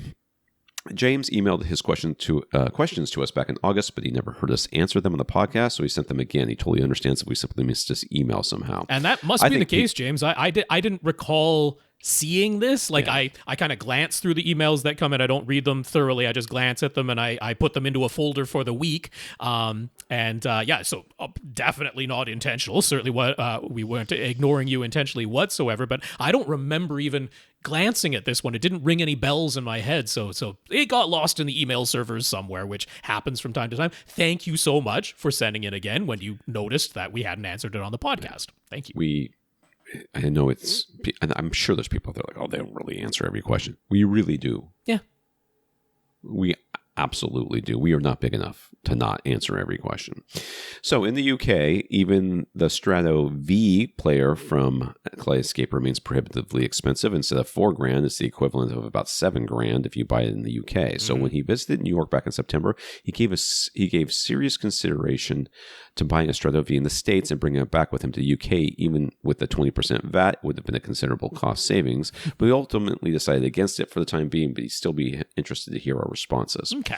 What would happen if Kaleidescape ever shut down? The Strato V can hold around 10 4K movies on its built-in drive, and even if you pay the crazy high price for one of their servers and download every Kaleidescape movie that you own from them, what would happen if Kaleidescape shuts down one day and then one of your hard drives dies? There's no making your own backups, correct? That is correct. That is the case. Yeah. Out of luck, yes. Kaleidescape has said quite explicitly that they are heavily DRM protected, for sure. It's not like you can just make a copy of a Kaleidescape movie and watch it in some other way. It is heavily DRM protected, digital rights management protected, tied to your account and your particular players and all those sorts of things. But Kaleidescape has said quite explicitly to people who have been worried about this very concern, since there was the time when the company Kaleidescape, filed for bankruptcy protection at one point in the past. They've come back strong. They seem to be doing well now, but who knows what the future might hold. So they've been very clear in saying if something like that were to ever happen again, they would have like a final, firmware update type of thing, so that any movies that you already own and do already have downloaded to your own local storage, they will continue to play. They're not going to put in some kind of poison pill or a constantly needing to check with an online server if you're allowed to play this content. It'd basically be like a final kind of crystallized DRM token to say, okay, everything that's already been downloaded, you keep playing that in perpetuity. You just, obviously, if the company goes away, won't be able to purchase any new movies or get updates or anything like that. So the notion that you're going to be left utterly unable to play what you've purchased, they've been very clear that that is not, what they intend to do, anything like that. But should that day ever come, and yes, you've downloaded that crystallized token, you've got all your movies downloaded, like you say, if you never invested in a Terra server and you can only store 10 of the movies you've purchased on the Strato V player itself, it's like, yeah, you're going to be kind of sorry out of luck there. And if you do invest in a Terra server and then the hard drives in it die, then you're pretty much sorry out of luck. So there's that little bit of risk, the uncertainty of the future in that sense. At the same time, it's like, look, physical discs aren't literally forever. They can get lost, they can get stolen, they can get damaged. There is such a thing as disc rot over time. So eventually the physical discs that you own will not play. Maybe by the time you get around to that, they're not available to purchase anymore, or the only way to get it is, on the secondhand market at exorbitant prices for rare discs, all these types of things. So if you're that worried about it in that sense, it's like there's going to always be some way to watch movies. The studios would love to have you literally pay a fee for each and every time that you watch a movie. And if they control absolutely everything via streaming, who knows? Maybe they'll get their wish one day. But yeah, I mean, we can't say there's a guarantee of there's no worries of it whatsoever, but at least there's the option of, if you do have them downloaded on Kaleidescape hardware, they're not planning to have some kind of poison pill in the future. Does Kaleidescape use the original theatrical mix for the audio, or is the audio remixed for the home version? Do they make this explicit and clear in any of their technical information for each title in their store? If he's talking about audio, which he is, Yeah. you really don't want the theatrical mix, and most it is of the time. not. It is definitely not the theatrical, like what was in the actual cinemas. It is not that mix. Many times the theatrical mix for the audio is very hot on the high end because of how much high-end information is lost in the distances that the sound has to travel from the speakers to your Absorption ears. of all the audience members in there. Yeah. Well, and everything else. I mean, they got carpets on the walls half the time. So, not that absorbs that much, but it doesn't do nothing. And so with the distances and everything else that's going on, a lot of times the theatrical mix is very hot on the high end, and it would sound shrill to your ears. Which is where that original THX... Right. What was that? The re-EQ. Re-EQ, that was it, which was basically just a high-end roll-off. That's pretty much all it was. Because when DVD first came out, the THX certified DVDs that came out, they basically wanted the original theatrical mix on the discs. They were like, just put the theatrical mix onto the discs and then apply the THX re-EQ to make it more suitable for home usage. But over time, that just isn't what's happening anymore. The studios have just been doing home remixes in a closer to a near field type of setup, or certainly not a full dubbing stage, full cinema-sized room. So Kaleidescape is doing that same thing. They are doing a home version. It is not the actual one-for-one theatrical mix, that's for sure. Now, in terms of like how explicit and clear they are in their technical information, it's not like they literally list like, here's the EQ curve that we targeted or something like that, but you can be assured that it is a home mix that you're getting. It's not the theatrical mix for sure. Yeah. And are Kaleidescape's HDR titles mastered to the same peak nit levels as Ultra HD Blu-rays, or are they mastering to lower peak nit levels? Are they actually aiming for the sorts of levels that would be used in a Dolby Cinema in order to appeal to projector owners? My understanding is that it's the same as the Ultra HD version. I don't know why they would specifically tailor their nit levels to something else. It doesn't make sense to me. No, they're Kaleidescape does their own re-encoding, which is why if you just look at the sheer file size, quite often you'll see that the Kaleidescape version is several gigabytes larger than the Ultra HD Blu-ray file size. They are doing their own re-encoding, but they are not literally mastering the movies themselves. They are still getting a file from the studios. They're getting a mezzanine file from the studios, but the studios have decided what levels they are mastering things to. So it's the compression encoding Kaleidescape is doing themselves, but they are not actually remastering the movies. They're still relying on what is given to them by the studios, which is why there's a whole Kaleidescape users forum where they're pointing out titles in Kaleidescape's own library that you buy from the Kaleidescape store, where there are some instances where the version that's on the Kaleidescape store, maybe it's in 4K resolution, but it isn't in HDR, and there is an HDR version that's like sometimes not even available on physical disc, but it's like Apple Movies has a 4K HDR version of this title, and Kaleidescape has a 4K resolution but not HDR version. And so there's the people who are like, look, we invested in Kaleidescape. We want the very best formats, the very best file formats for every title, if at all possible. So they're trying to encourage the folks at Kaleidescape to like update those titles. But they are basically somewhat beholden to what the studios provide to them. If the studio provides them a mezzanine file that is 4K resolution but standard dynamic range, Kaleidescape can't magically remaster that and turn it into an HDR version. So they're not getting the original prints. No. So they aren't really the ones doing that and making those types of decisions. They are doing the data compression re-encoding. I mean, Apple does that too, right? Apple, for their Apple Movies, it's much more heavily data compressed. The streams that are coming from Apple Movies are a much smaller file size than either an Ultra HD Blu-ray or a Kaleidescape in terms of the file size, but they are also getting mezzanine files from the studios, and Apple is doing their own data encoding on those. So that's where the difference lies, but not in the mastering levels. That all said, when you get HDR titles from Kaleidescape, the majority of them, just like the majority of Ultra HD Blu-ray physical releases and the majority of Apple movies, have been mastered to 1000 nits. That is by far the most common thing you'll find, where the peak net level or the mastering monitor level, if that's the metadata that they're using, is 1,000 nits. But we're seeing some more that are done at the 4,000 nits, especially now that Kaleidescape is supporting Dolby Vision with that Strato V player. So we're seeing more that were mastered on, if nothing else, a 4,000 nit capable mastering monitor. So those are the types we're seeing. We're not getting like 300 nits max that would go to a Dolby Cinema. That is a completely separate master that studios make only for Dolby Cinemas, and that is definitely not what they're sending to Kaleidescape under any circumstances.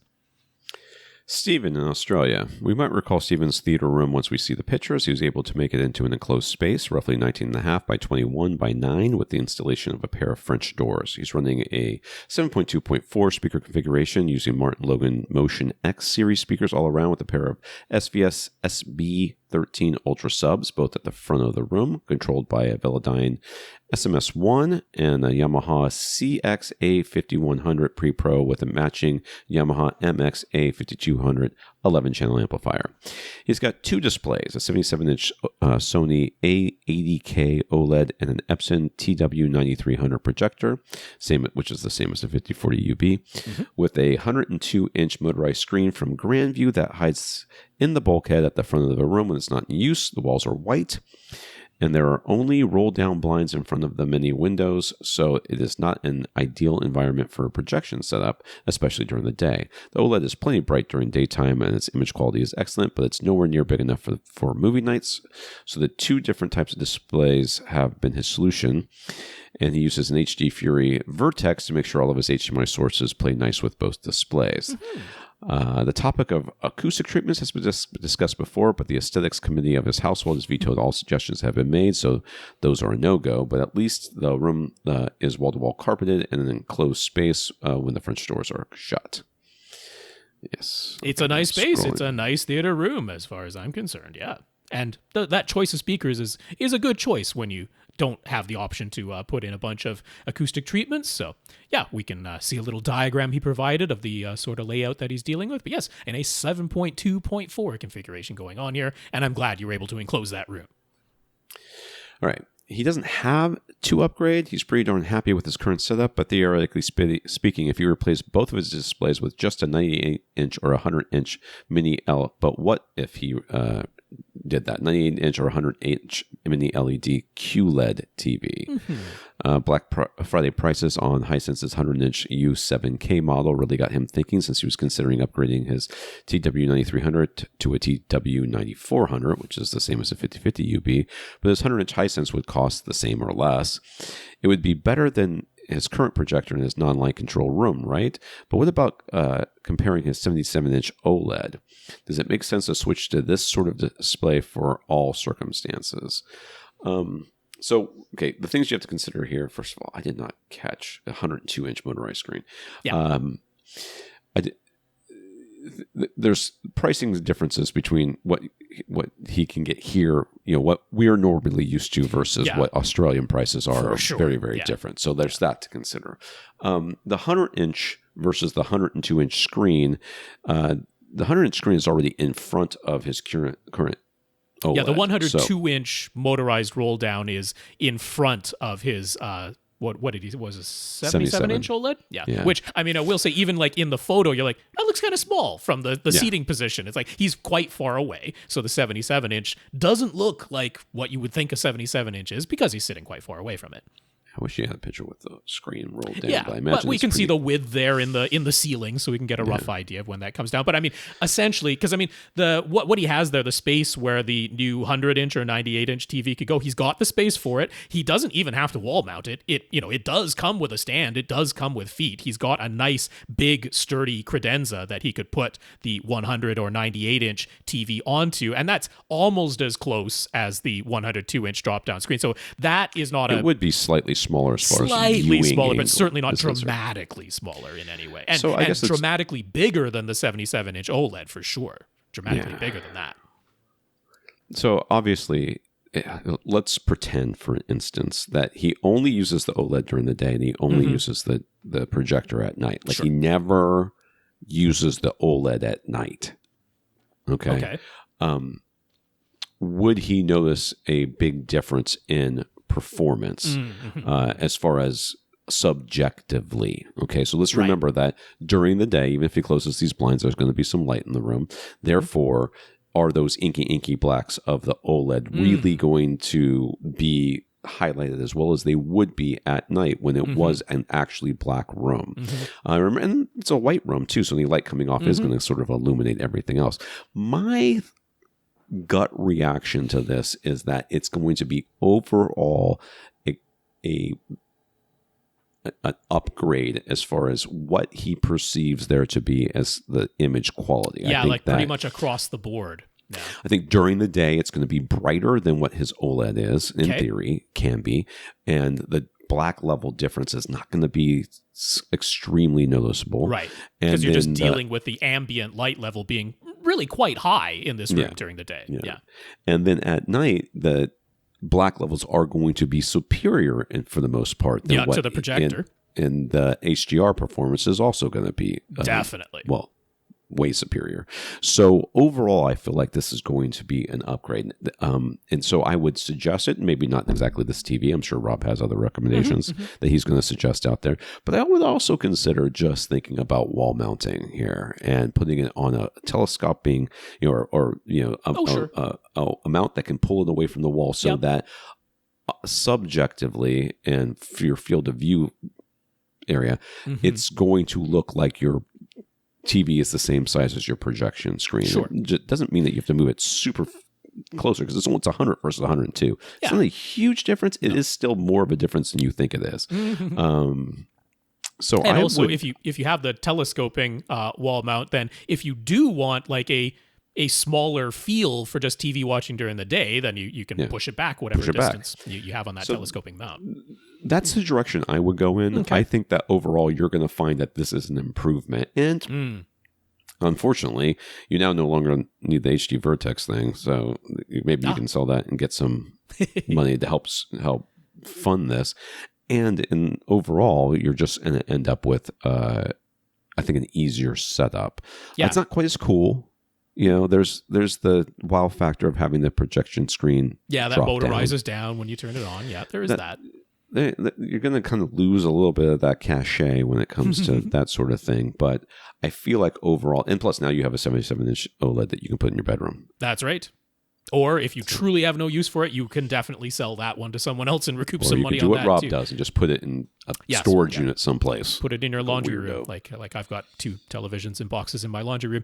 But yeah, they love humidity, by the way. Right. I do feel like this is a pretty clear-cut upgrade versus your projection setup because, like, if you were like, oh, I had a 135-inch screen and should I go down to a 98-inch? I'd be like, ooh, that's really tough to justify. That would be hard. When you were coming from 102 to 98 or 100, I'm like, okay, that's close enough. Where, and like Tom says, if you get that telescoping wall mount, then you can absolutely mitigate any field of view type of concerns.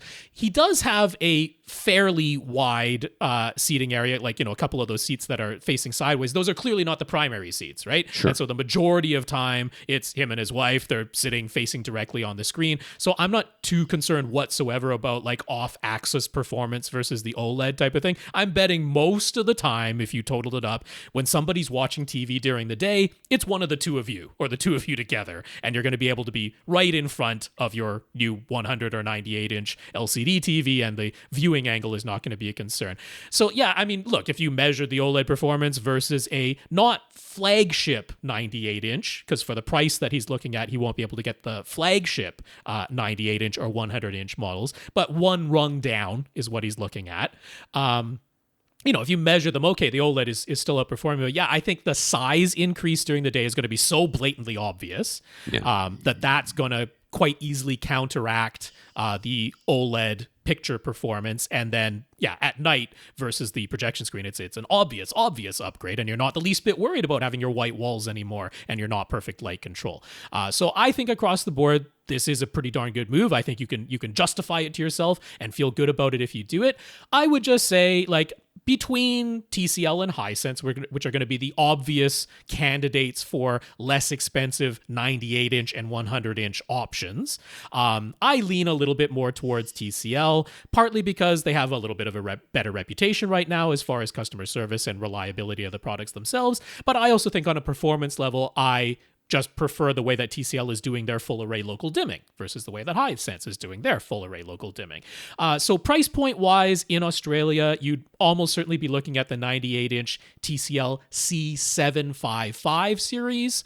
The Australian releases are kind of almost a TikTok with the North American releases. So this kind of falls in between. It's actually probably the most similar to a 2023 QM850. The C755 is closest to a 2023 850. It's not the equivalent of a QM851, but it's also a little bit better than the QM751. So it kind of falls in between there. You could also go back to 2023 Australian models if you can still find a C845, because of course the flagship is now the 855. The one rung down is the 755. So there was the 845 from last year, which is like a little bit less than the QM850 from 2023 US because of that sort of TikTok release that they do there. So one of those two would probably be my favorite option for you. But yeah, I think you could feel good about doing that. Rafael got himself a Marantz Cinema 30 receiver before they went out of business next year.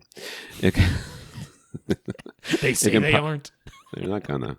I mean, why would they lie to us, Rob? Right, yeah. Or their employees. They're gonna wait till like Christmas Eve and fire everybody, lay them all off because they're awful. Everybody's awful. Well, whatever makes sense for their quarterly report, that's what'll happen.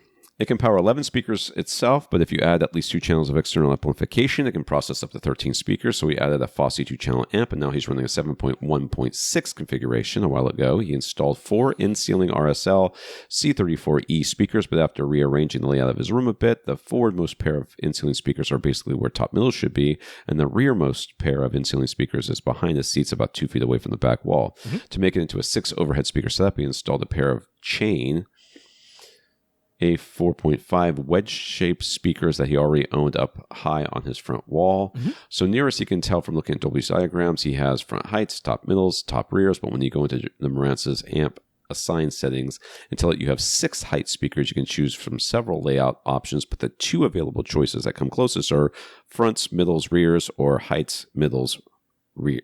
No, front heights, middles, rear heights. Yeah. There's no option for heights, middles, and rears.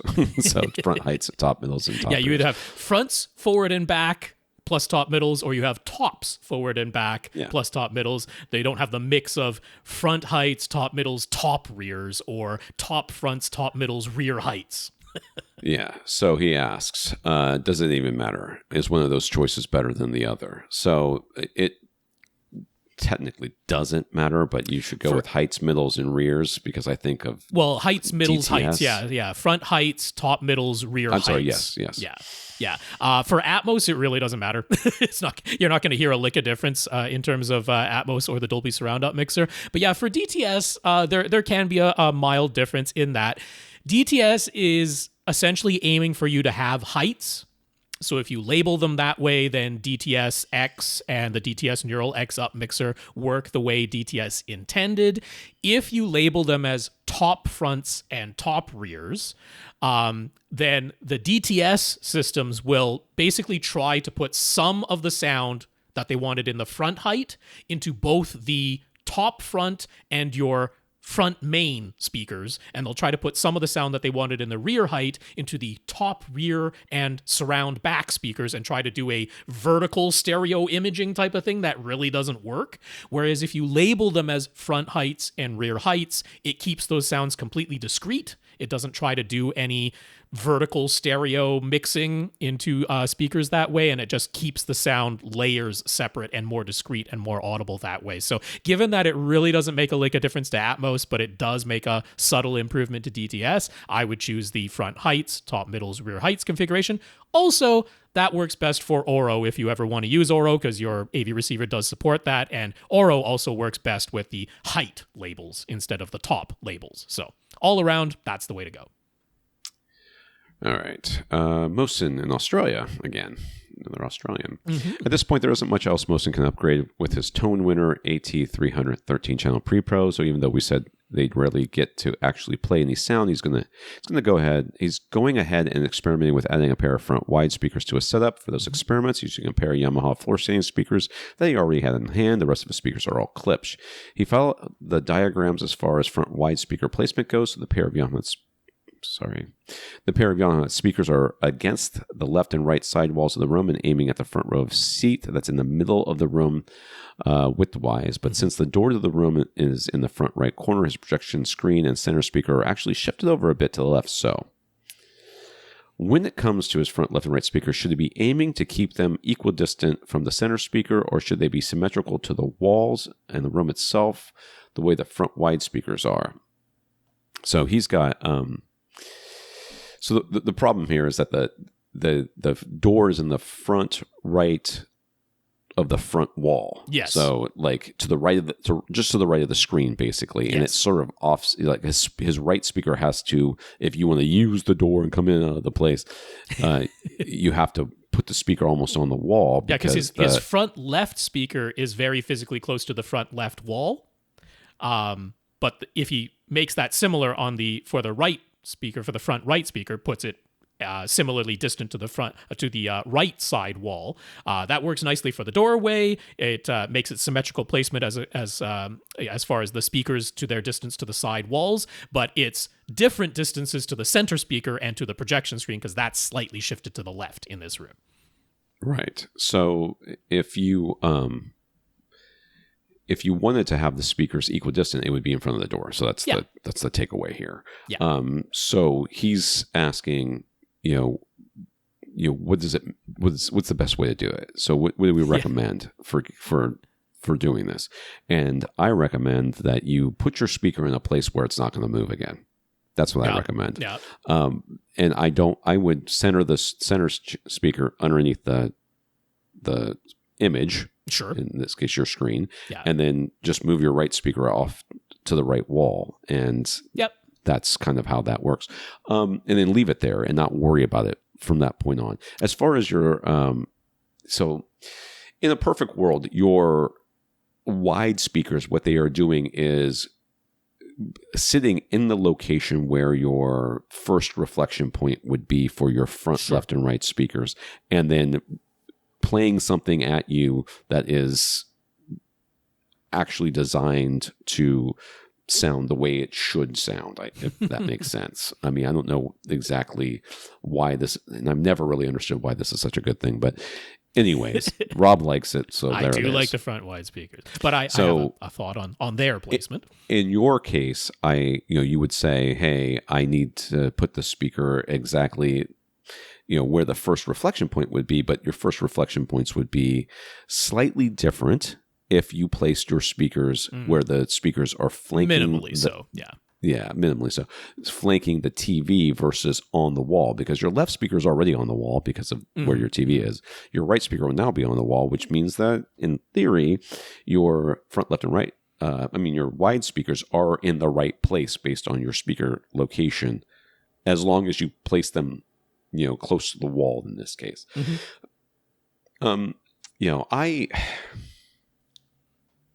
We're talking about a difference of about 2 feet.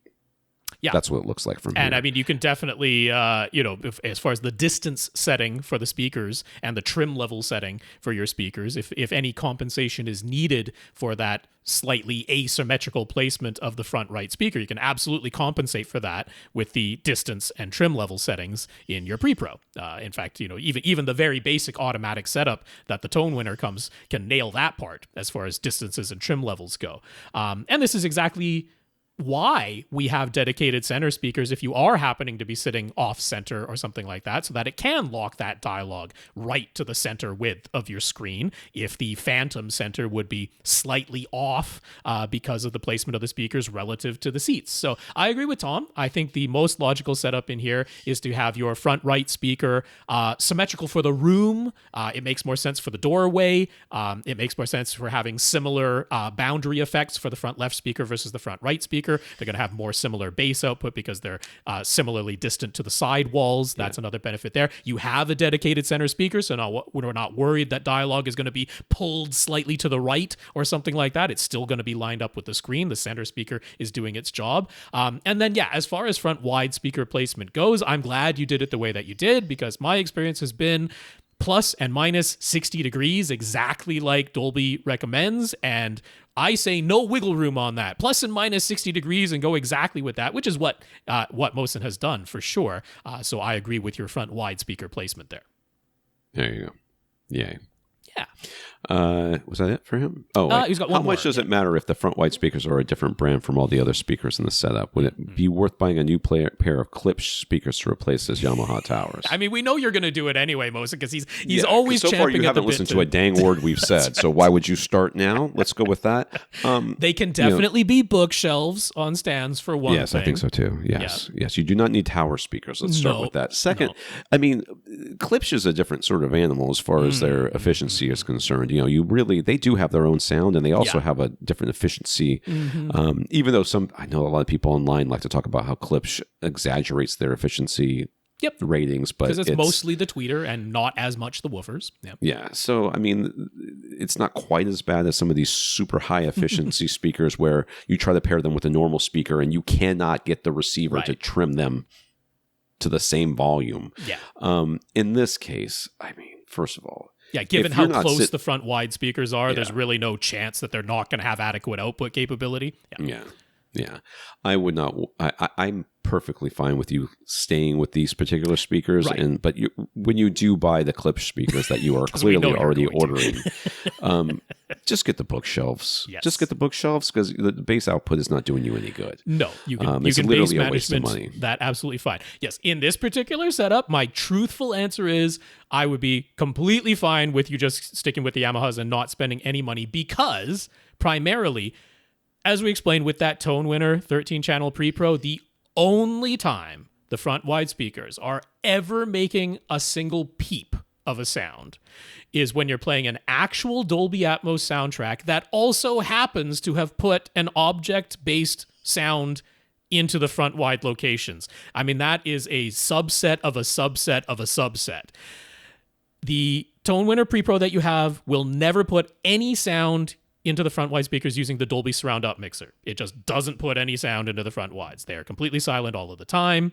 And the DTS-X implementation tops out at 11 speakers, not 13. So it prioritizes your traditional 7 speakers plus your 4 overheads. It will not put any sound into your front wides unless you eliminate your surround back speakers. That would be the only way, in which case you're down from 13 speakers back to 11. So the number of times that your front wide speakers are ever going to make a peep is so small that it really doesn't demand that you buy any matching speakers, because they are almost never going to make a single solitary sound. So I would not spend any money. That is my truthful answer. But we know you're going to anyway. So when you do, just don't get towers. There. Stan, as we covered in the news, Masimo's Consumer CEO has now clarified that operations will continue in 2025, and discontinued operations is a financial accounting term, not an indication that actual operations are going to cease. So maybe things aren't quite as dire for Sound United as we said last week, but it still doesn't seem like good news as far as mass market AV receivers and established passive speaker brands go. So Stan wants to know, what do we think? Will AV receivers, multi-channel pre-pros, and passive speakers in general become a very niche product? Dude, they are already a niche product. Even more. He's like, they're already a niche product, or they're going to become a very niche product.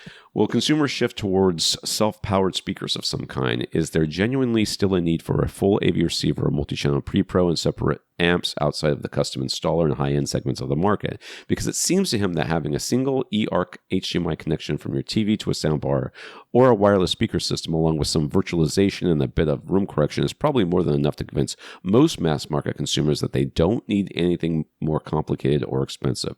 So could the market for traditional surround sound setups shrink to the point that it's only profitable at the very high end, and we end up with a very limited number of niche brands and products?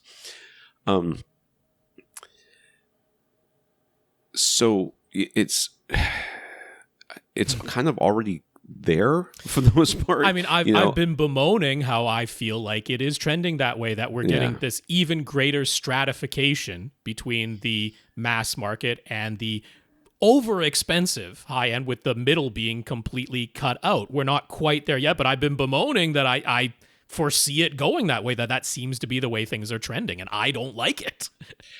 I agree with that. At the same time, what's going to end up happening, and you can mark my words on this one, is someone is going to invent a product that is essentially just the same thing we've always had, but marketed differently. And you can point at Sonos and say that that's what they have done. Sonos is like, oh, we've invented the Arc bar, and it's got this, and I'm like, that Vizio was selling some wireless surrounds and a wireless subwoofer connected to a sound bar a bajillion years ago. What are you talking about? You invented it. It's somehow, and then it's going to be super expensive. If you at all are interested in bicycles, you will have at some point seen an advertisement for Guardian bikes. Guardian bikes are this sort of, oh, well, kids' bikes suck, which they do, and our bikes will, all their ads look very much like infomercials. Like infomercials like, have you ever had this problem? You see somebody who apparently has never used hands before try to do a thing, and they're like so frustrated they throw everything down, and then the magic product comes along and fixes it. Guardian bicycles are bicycles for kids. They are marketed as having some sort of magical ability to help kids cycle by having a very easy braking system.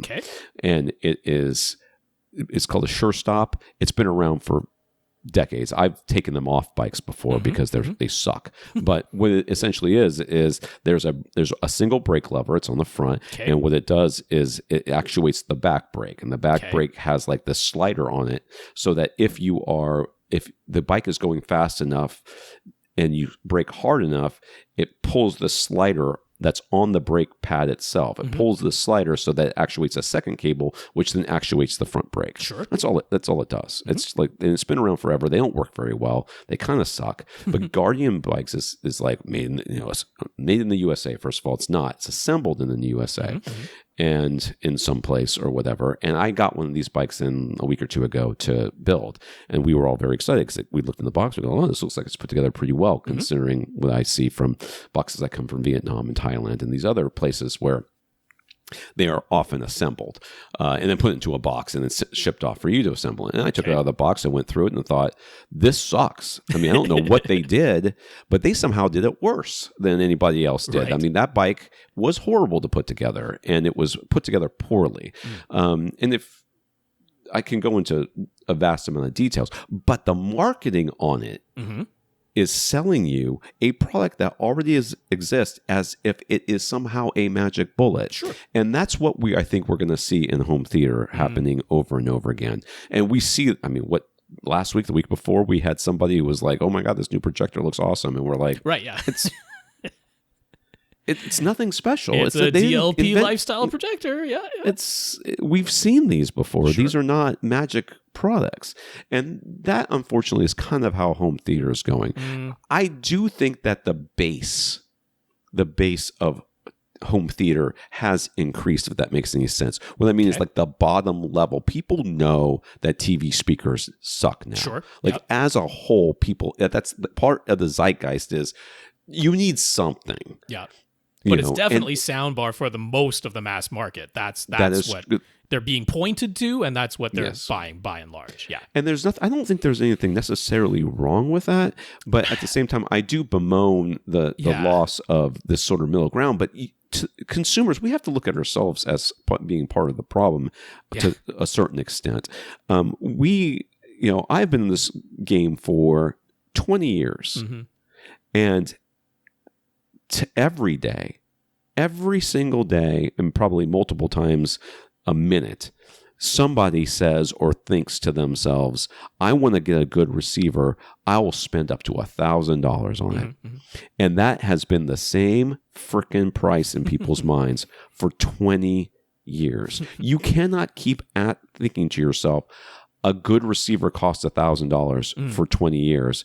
and expect there not to be some sort of repercussions from that. Yeah. That's just the reality. $1,000 20 years ago, it was a lot more money than $1,000 is today, and we're still asking for more and more, functionality out of it. Yeah. So I think, and I still think this, that AV receiver manufacturers need to get away from the arms race of the number of, supporting legacy formats of this, making things, instead of more complicated, less complicated. And they need to stop worrying about HDMI this and HDMI that, and instead just say, this is it. This is what our receiver does. It powers this many speakers. You can buy it with the speakers. You can buy it without the speakers. It comes with the cables or without the cables, and all of it's wireless for the most part, or has the ability to be wireless. That's what JBL has more or less started down that path. And I think that's unfortunately the way. And all of us who are like, oh, I wouldn't be able to do it all myself, and I want this and I want that. I don't. Stop putting legacy, save that money, these legacy connections. Stop worrying about all these things. And it's just like, here's 5 HDMI inputs. You can do wireless or wired connections to your speakers. You can choose your own speakers or not. We are all going to work with Play-Fi or our RF or this, and we're all using the same thing so that we can, all the receivers can kind of talk to whatever speakers they want to. What WISA was trying to achieve, but that is never taken off for whatever reason. The reason is because manufacturers refuse to support it. Yeah. And they do that because they want their own solution. They want their own proprietary system, which is the bane of everything that's going on. But yeah, I mean, for my thoughts on this, we've certainly seen how a lot of where the luxury brands are going, they're just going to higher and higher price points, and they are only focusing on 2-channel anymore. That's really all that's gone on in the luxury end of the market. I don't love it. I think a lot of it is utterly ridiculous. But that's what they're doing to stay in business. They quite literally got into we only need to sell one and we can keep going for the next year. And that's not even an exaggeration at this point. So I don't love that that's the way it's gone, but okay, the luxury market has done what it's done, and they've decided 2-channel only and turntables only and completely ridiculous price points. Cedia, I've had my criticisms of them because, yes, the luxury, the high-end dedicated home cinema market, that is not going to go away. But, Trinov is going to be okay. Storm Audio is going to be okay. Even the somewhat more affordable brands in Anthem and like that, they're going to be okay. But I do see that as problematic because I think you're only selling upgrades to the existing market. You're not having that many new customers coming in when the price points keep going up and up and up, and the channel counts keep going up and up and up. And I think you're continually trying to sell upgrades to existing customers more so than you're trying to welcome entirely new customers into that segment of the market. So that's why I'm thinking there's this complete stratification that's going on. Because there's no question. I mean, even over at like Digital Trends, they do a great job of reviewing TVs and that, but when somebody asks an audio question, they're like, yeah, just buy a soundbar. Like that's the advice there. And they're one of the better YouTube channels and websites when it comes to this stuff. But they do some speaker reviews and some AV receiver reviews and that, but when people are asking, they're like, oh yeah, like the TV speakers suck, but just get a soundbar, you'll be all right. And that is absolutely what's going on there. Now, there's not really any technical reason why somebody couldn't make an actually genuinely good sounding soundbar. Like, the technology exists. It's just the will to do it doesn't forever, exist. Right? What was the digital sound projectors that we used to always recommend? The Yamaha digital sound projectors. But they were physically too big, right? Now soundbars can only be 2.5 inches high at the most because everyone doesn't want to buy a new stand for their TV. And when they tried to make those smaller and less expensive, they sucked. I mean, that's just all there was to it. But I mean, even the $2,500 soundbar packages, I'm like, they don't sound the way $2,500 should sound. And it's not just because, I mean, it is challenging to make a soundbar that not tall. There's all kind of limitations on the physical things that happen with the drivers at that point, but it's like, no, it could be better. There's just no will to make it better because there's no increase in sales when you increase the price of manufacturing the product to make it better. The people buying it don't know enough and don't care enough. So why would you ever bother to make it better when you can just increase the price and increase your profit margin, but not the manufacturing cost of the product? That's what it's all about on the business end of things.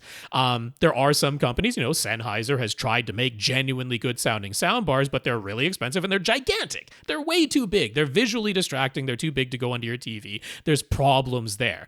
But thinking that the solution is going to be self-powered speakers of some kind, because look, like Sony, right? They've got that new Bravia Theater Quad that replaced their HT A1 system from a year ago. Like, that's the sort of idea that I am envisioning. Who are we talking to here on this question? Stan. I think that's maybe what he's sort of thinking. It's like that type of system, or like even like what Kef is doing, right? Or what the WISA series speakers are doing. It's like, and for some reason, across the entire market, I personally feel like self-powered speakers. In fact, I personally feel that fully active speakers, right? The fully digital crossovers you could do really good automatic room correction if you have that fully active crossover, individual control of the drivers, not just of the EQ of the entire speaker, like individual separate amplifiers built in for each driver that can be individually controlled, fully active. Like, I'm like, that should be the future of speakers. I honestly think that on a technical level. The market has not borne that out. We've got some really, really good either self-powered or fully active speakers. And if it's the luxury end, those people all still want their passive speakers because they're convinced that if they upgrade their amplifier to the next $70, $80, $300,000 amplifier, that it's going to transform them. So they don't want built-in amplifiers to any of their speakers.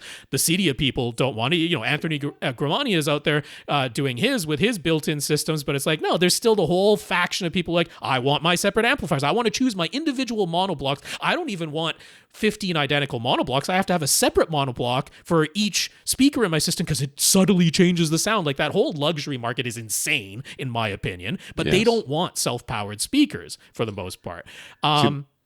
That's what I'm talking about. Yeah. I am talking about Odyssey or Dirac saying, we've been doing room correction for years, and we've been working with other companies, and they refuse to do it right. So we're come out with our own product. Dirac is getting closest to that. Dirac is on their way towards that. I mean, but they're partnering with Klipsch, and who knows if Vox International is. I mean, if any brand out of Vox International is going to survive, I would imagine it would be Klipsch. But like they're not exactly having fantastic revenue and profit margins over there either. So even they're not safe. But yeah, I mean, there's going to be a shift. It's inevitable at this point that there is going to be a shift in the market. There's going to be products available if you want 15 speakers and 4 subwoofers. Like, it'll be available, but I do see the price points going up from where they are now. The idea that you can have something close to a mass market type of price point, so under $4,000 type of thing, for a system that can power 13 speakers and 4 subwoofers, that type of notion, I don't see that surviving. I just don't see how that can honestly survive. You'll still be able to get that type of system, but I foresee it becoming much more expensive. And then on the opposite end, it's like, I think we are going to end up with a bunch of soundbars, and we might have like a whole bunch of self-powered stereo speaker setups, because those have been pretty popular. People are making use of those types of things. But yeah, I don't love the direction I foresee things going, but those are my honest thoughts on how I think things are going to play out, in all honesty. Yeah, you can mark my words. I think one of these companies, and it's going to be a tangential company, because it can't be one of the big name companies, because they're already got products out there that they'd be competing against. It's going to be somebody else, and they're going to say, it might be a sister company or whatever that from one of these companies. Believe me, it's just going to be a name that you kind of recognize, or that's been kind of around. It's just close enough, or it might be a brand new name, and they're going to say, we've got this product that solves all these problems, and it's going to be active speakers, like Rob said. It's going to be a processor. It's going to be small. It's going to have it's going to look sleek, and they're going to say, you don't need this and you don't need that. Well, maybe it will be Sony, right? I mean, they could keep improving on something like that Bravia Theater Quad. They could improve that further. They could partner up with Dirac, and that could end up being a pretty decent system. Yeah. And for most people, the problem would be it's just like any other product that solves all those problems. You're locked into an ecosystem, and you're locked into that product. And then they come out like, I don't have enough bass for my big old freaking room. How can I add a subwoofer? And we are all going to say, you can't. Because of how they built this thing. And that always ends up being the case. So do I think that, that home theater will continue? I don't know what will happen. It could go any way, and we could end up, this kind of culling of these brands that we're inevitably going to see, because we have been seeing it. Yeah. And certainly consolidation, if nothing else. Yeah. That is absolutely inevitable at this point. Yeah, that could make things, the market could disappear, or it could just tighten up to the point where they're like, we got to make products that people actually want and can use. Because, like when my son was doing his Eagle Scout project, I kept looking at the project and I was like, I have no idea how this is going to get done. Like, it's so much work. And it wasn't. Once I got there and I saw what we were doing, I was like, oh, this is pretty easy. Just one step at a time. And we were done in a lot more hours than it should have been, but it was still done in a kind of a reasonable period of time. And most people look at home theater and setting up 13 speakers in their home theater and going, it's unimaginable that I could do this. And of course they can, because we can all do it. And it's kind of stupidly simple. It just sucks that there's so many freaking wires everywhere. But once you figure that out, we've maybe lived through the best of times when it comes to home theater. I think we maybe have. It might be that we're already past the crest. Could be. Yeah. All right. Who do we have left, Rob? Ryan is on the list for next week, and that's it. All right. We want to thank our listeners of the week. We want to thank Stephen and Marc for going to avrant.com, clicking on the Buy Us a Cup of Coffee link, and sending us a PayPal donation, as well as our 130 patrons over at patreon.com, including Will. So thank you to all of you. Yes, thank you, Stephen. Thank you, Marc, for your PayPal donations. And patreon.com/AVRant podcast is the place to go to sign up to make an automatic monthly donation. So thank you to our 130 patrons. Will, thank you for being one of them. I want to thank Dan for sending me a glitter bomb, Infinite Gary for sending some movie codes, Steve for an Apple TV 4K, Greg for the amplifiers, and Joe for making you an offer, and George for making me an offer of a receiver. So thank you to all of you. Yeah, I'll just say the names, but Dan, Infinite Gary, Steve, Greg, Joe, and George, thank you so much for supporting the podcast in all your various ways. Very generous, and thank you so much. We got some people thanking us for keeping the podcast going, including Will, James, Greg, Marc, Steve, George, and Stan. Thank you for thanking us. Yeah, I'll say the names one more time. Will, James, Greg, Marc, Steve, George, and Stan. Thank you so much for your notes of gratitude and encouragement. We really appreciate them. And a big, big thank you to everybody who continues to listen and send in your questions. If you want to get your question answered, all you have to do is ask. You ask it by emailing us at question@avrant.com. For AVRant, I'm Tom Andry. And I'm Rob H. Now go out and listen to something.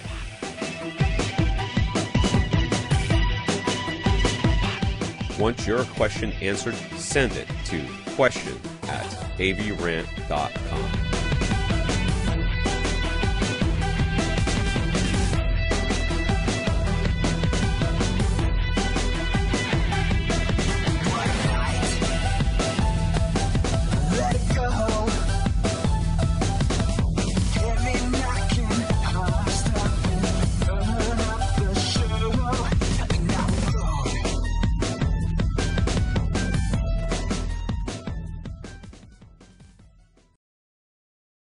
Do you want to put a little stinger at the very end of the thing?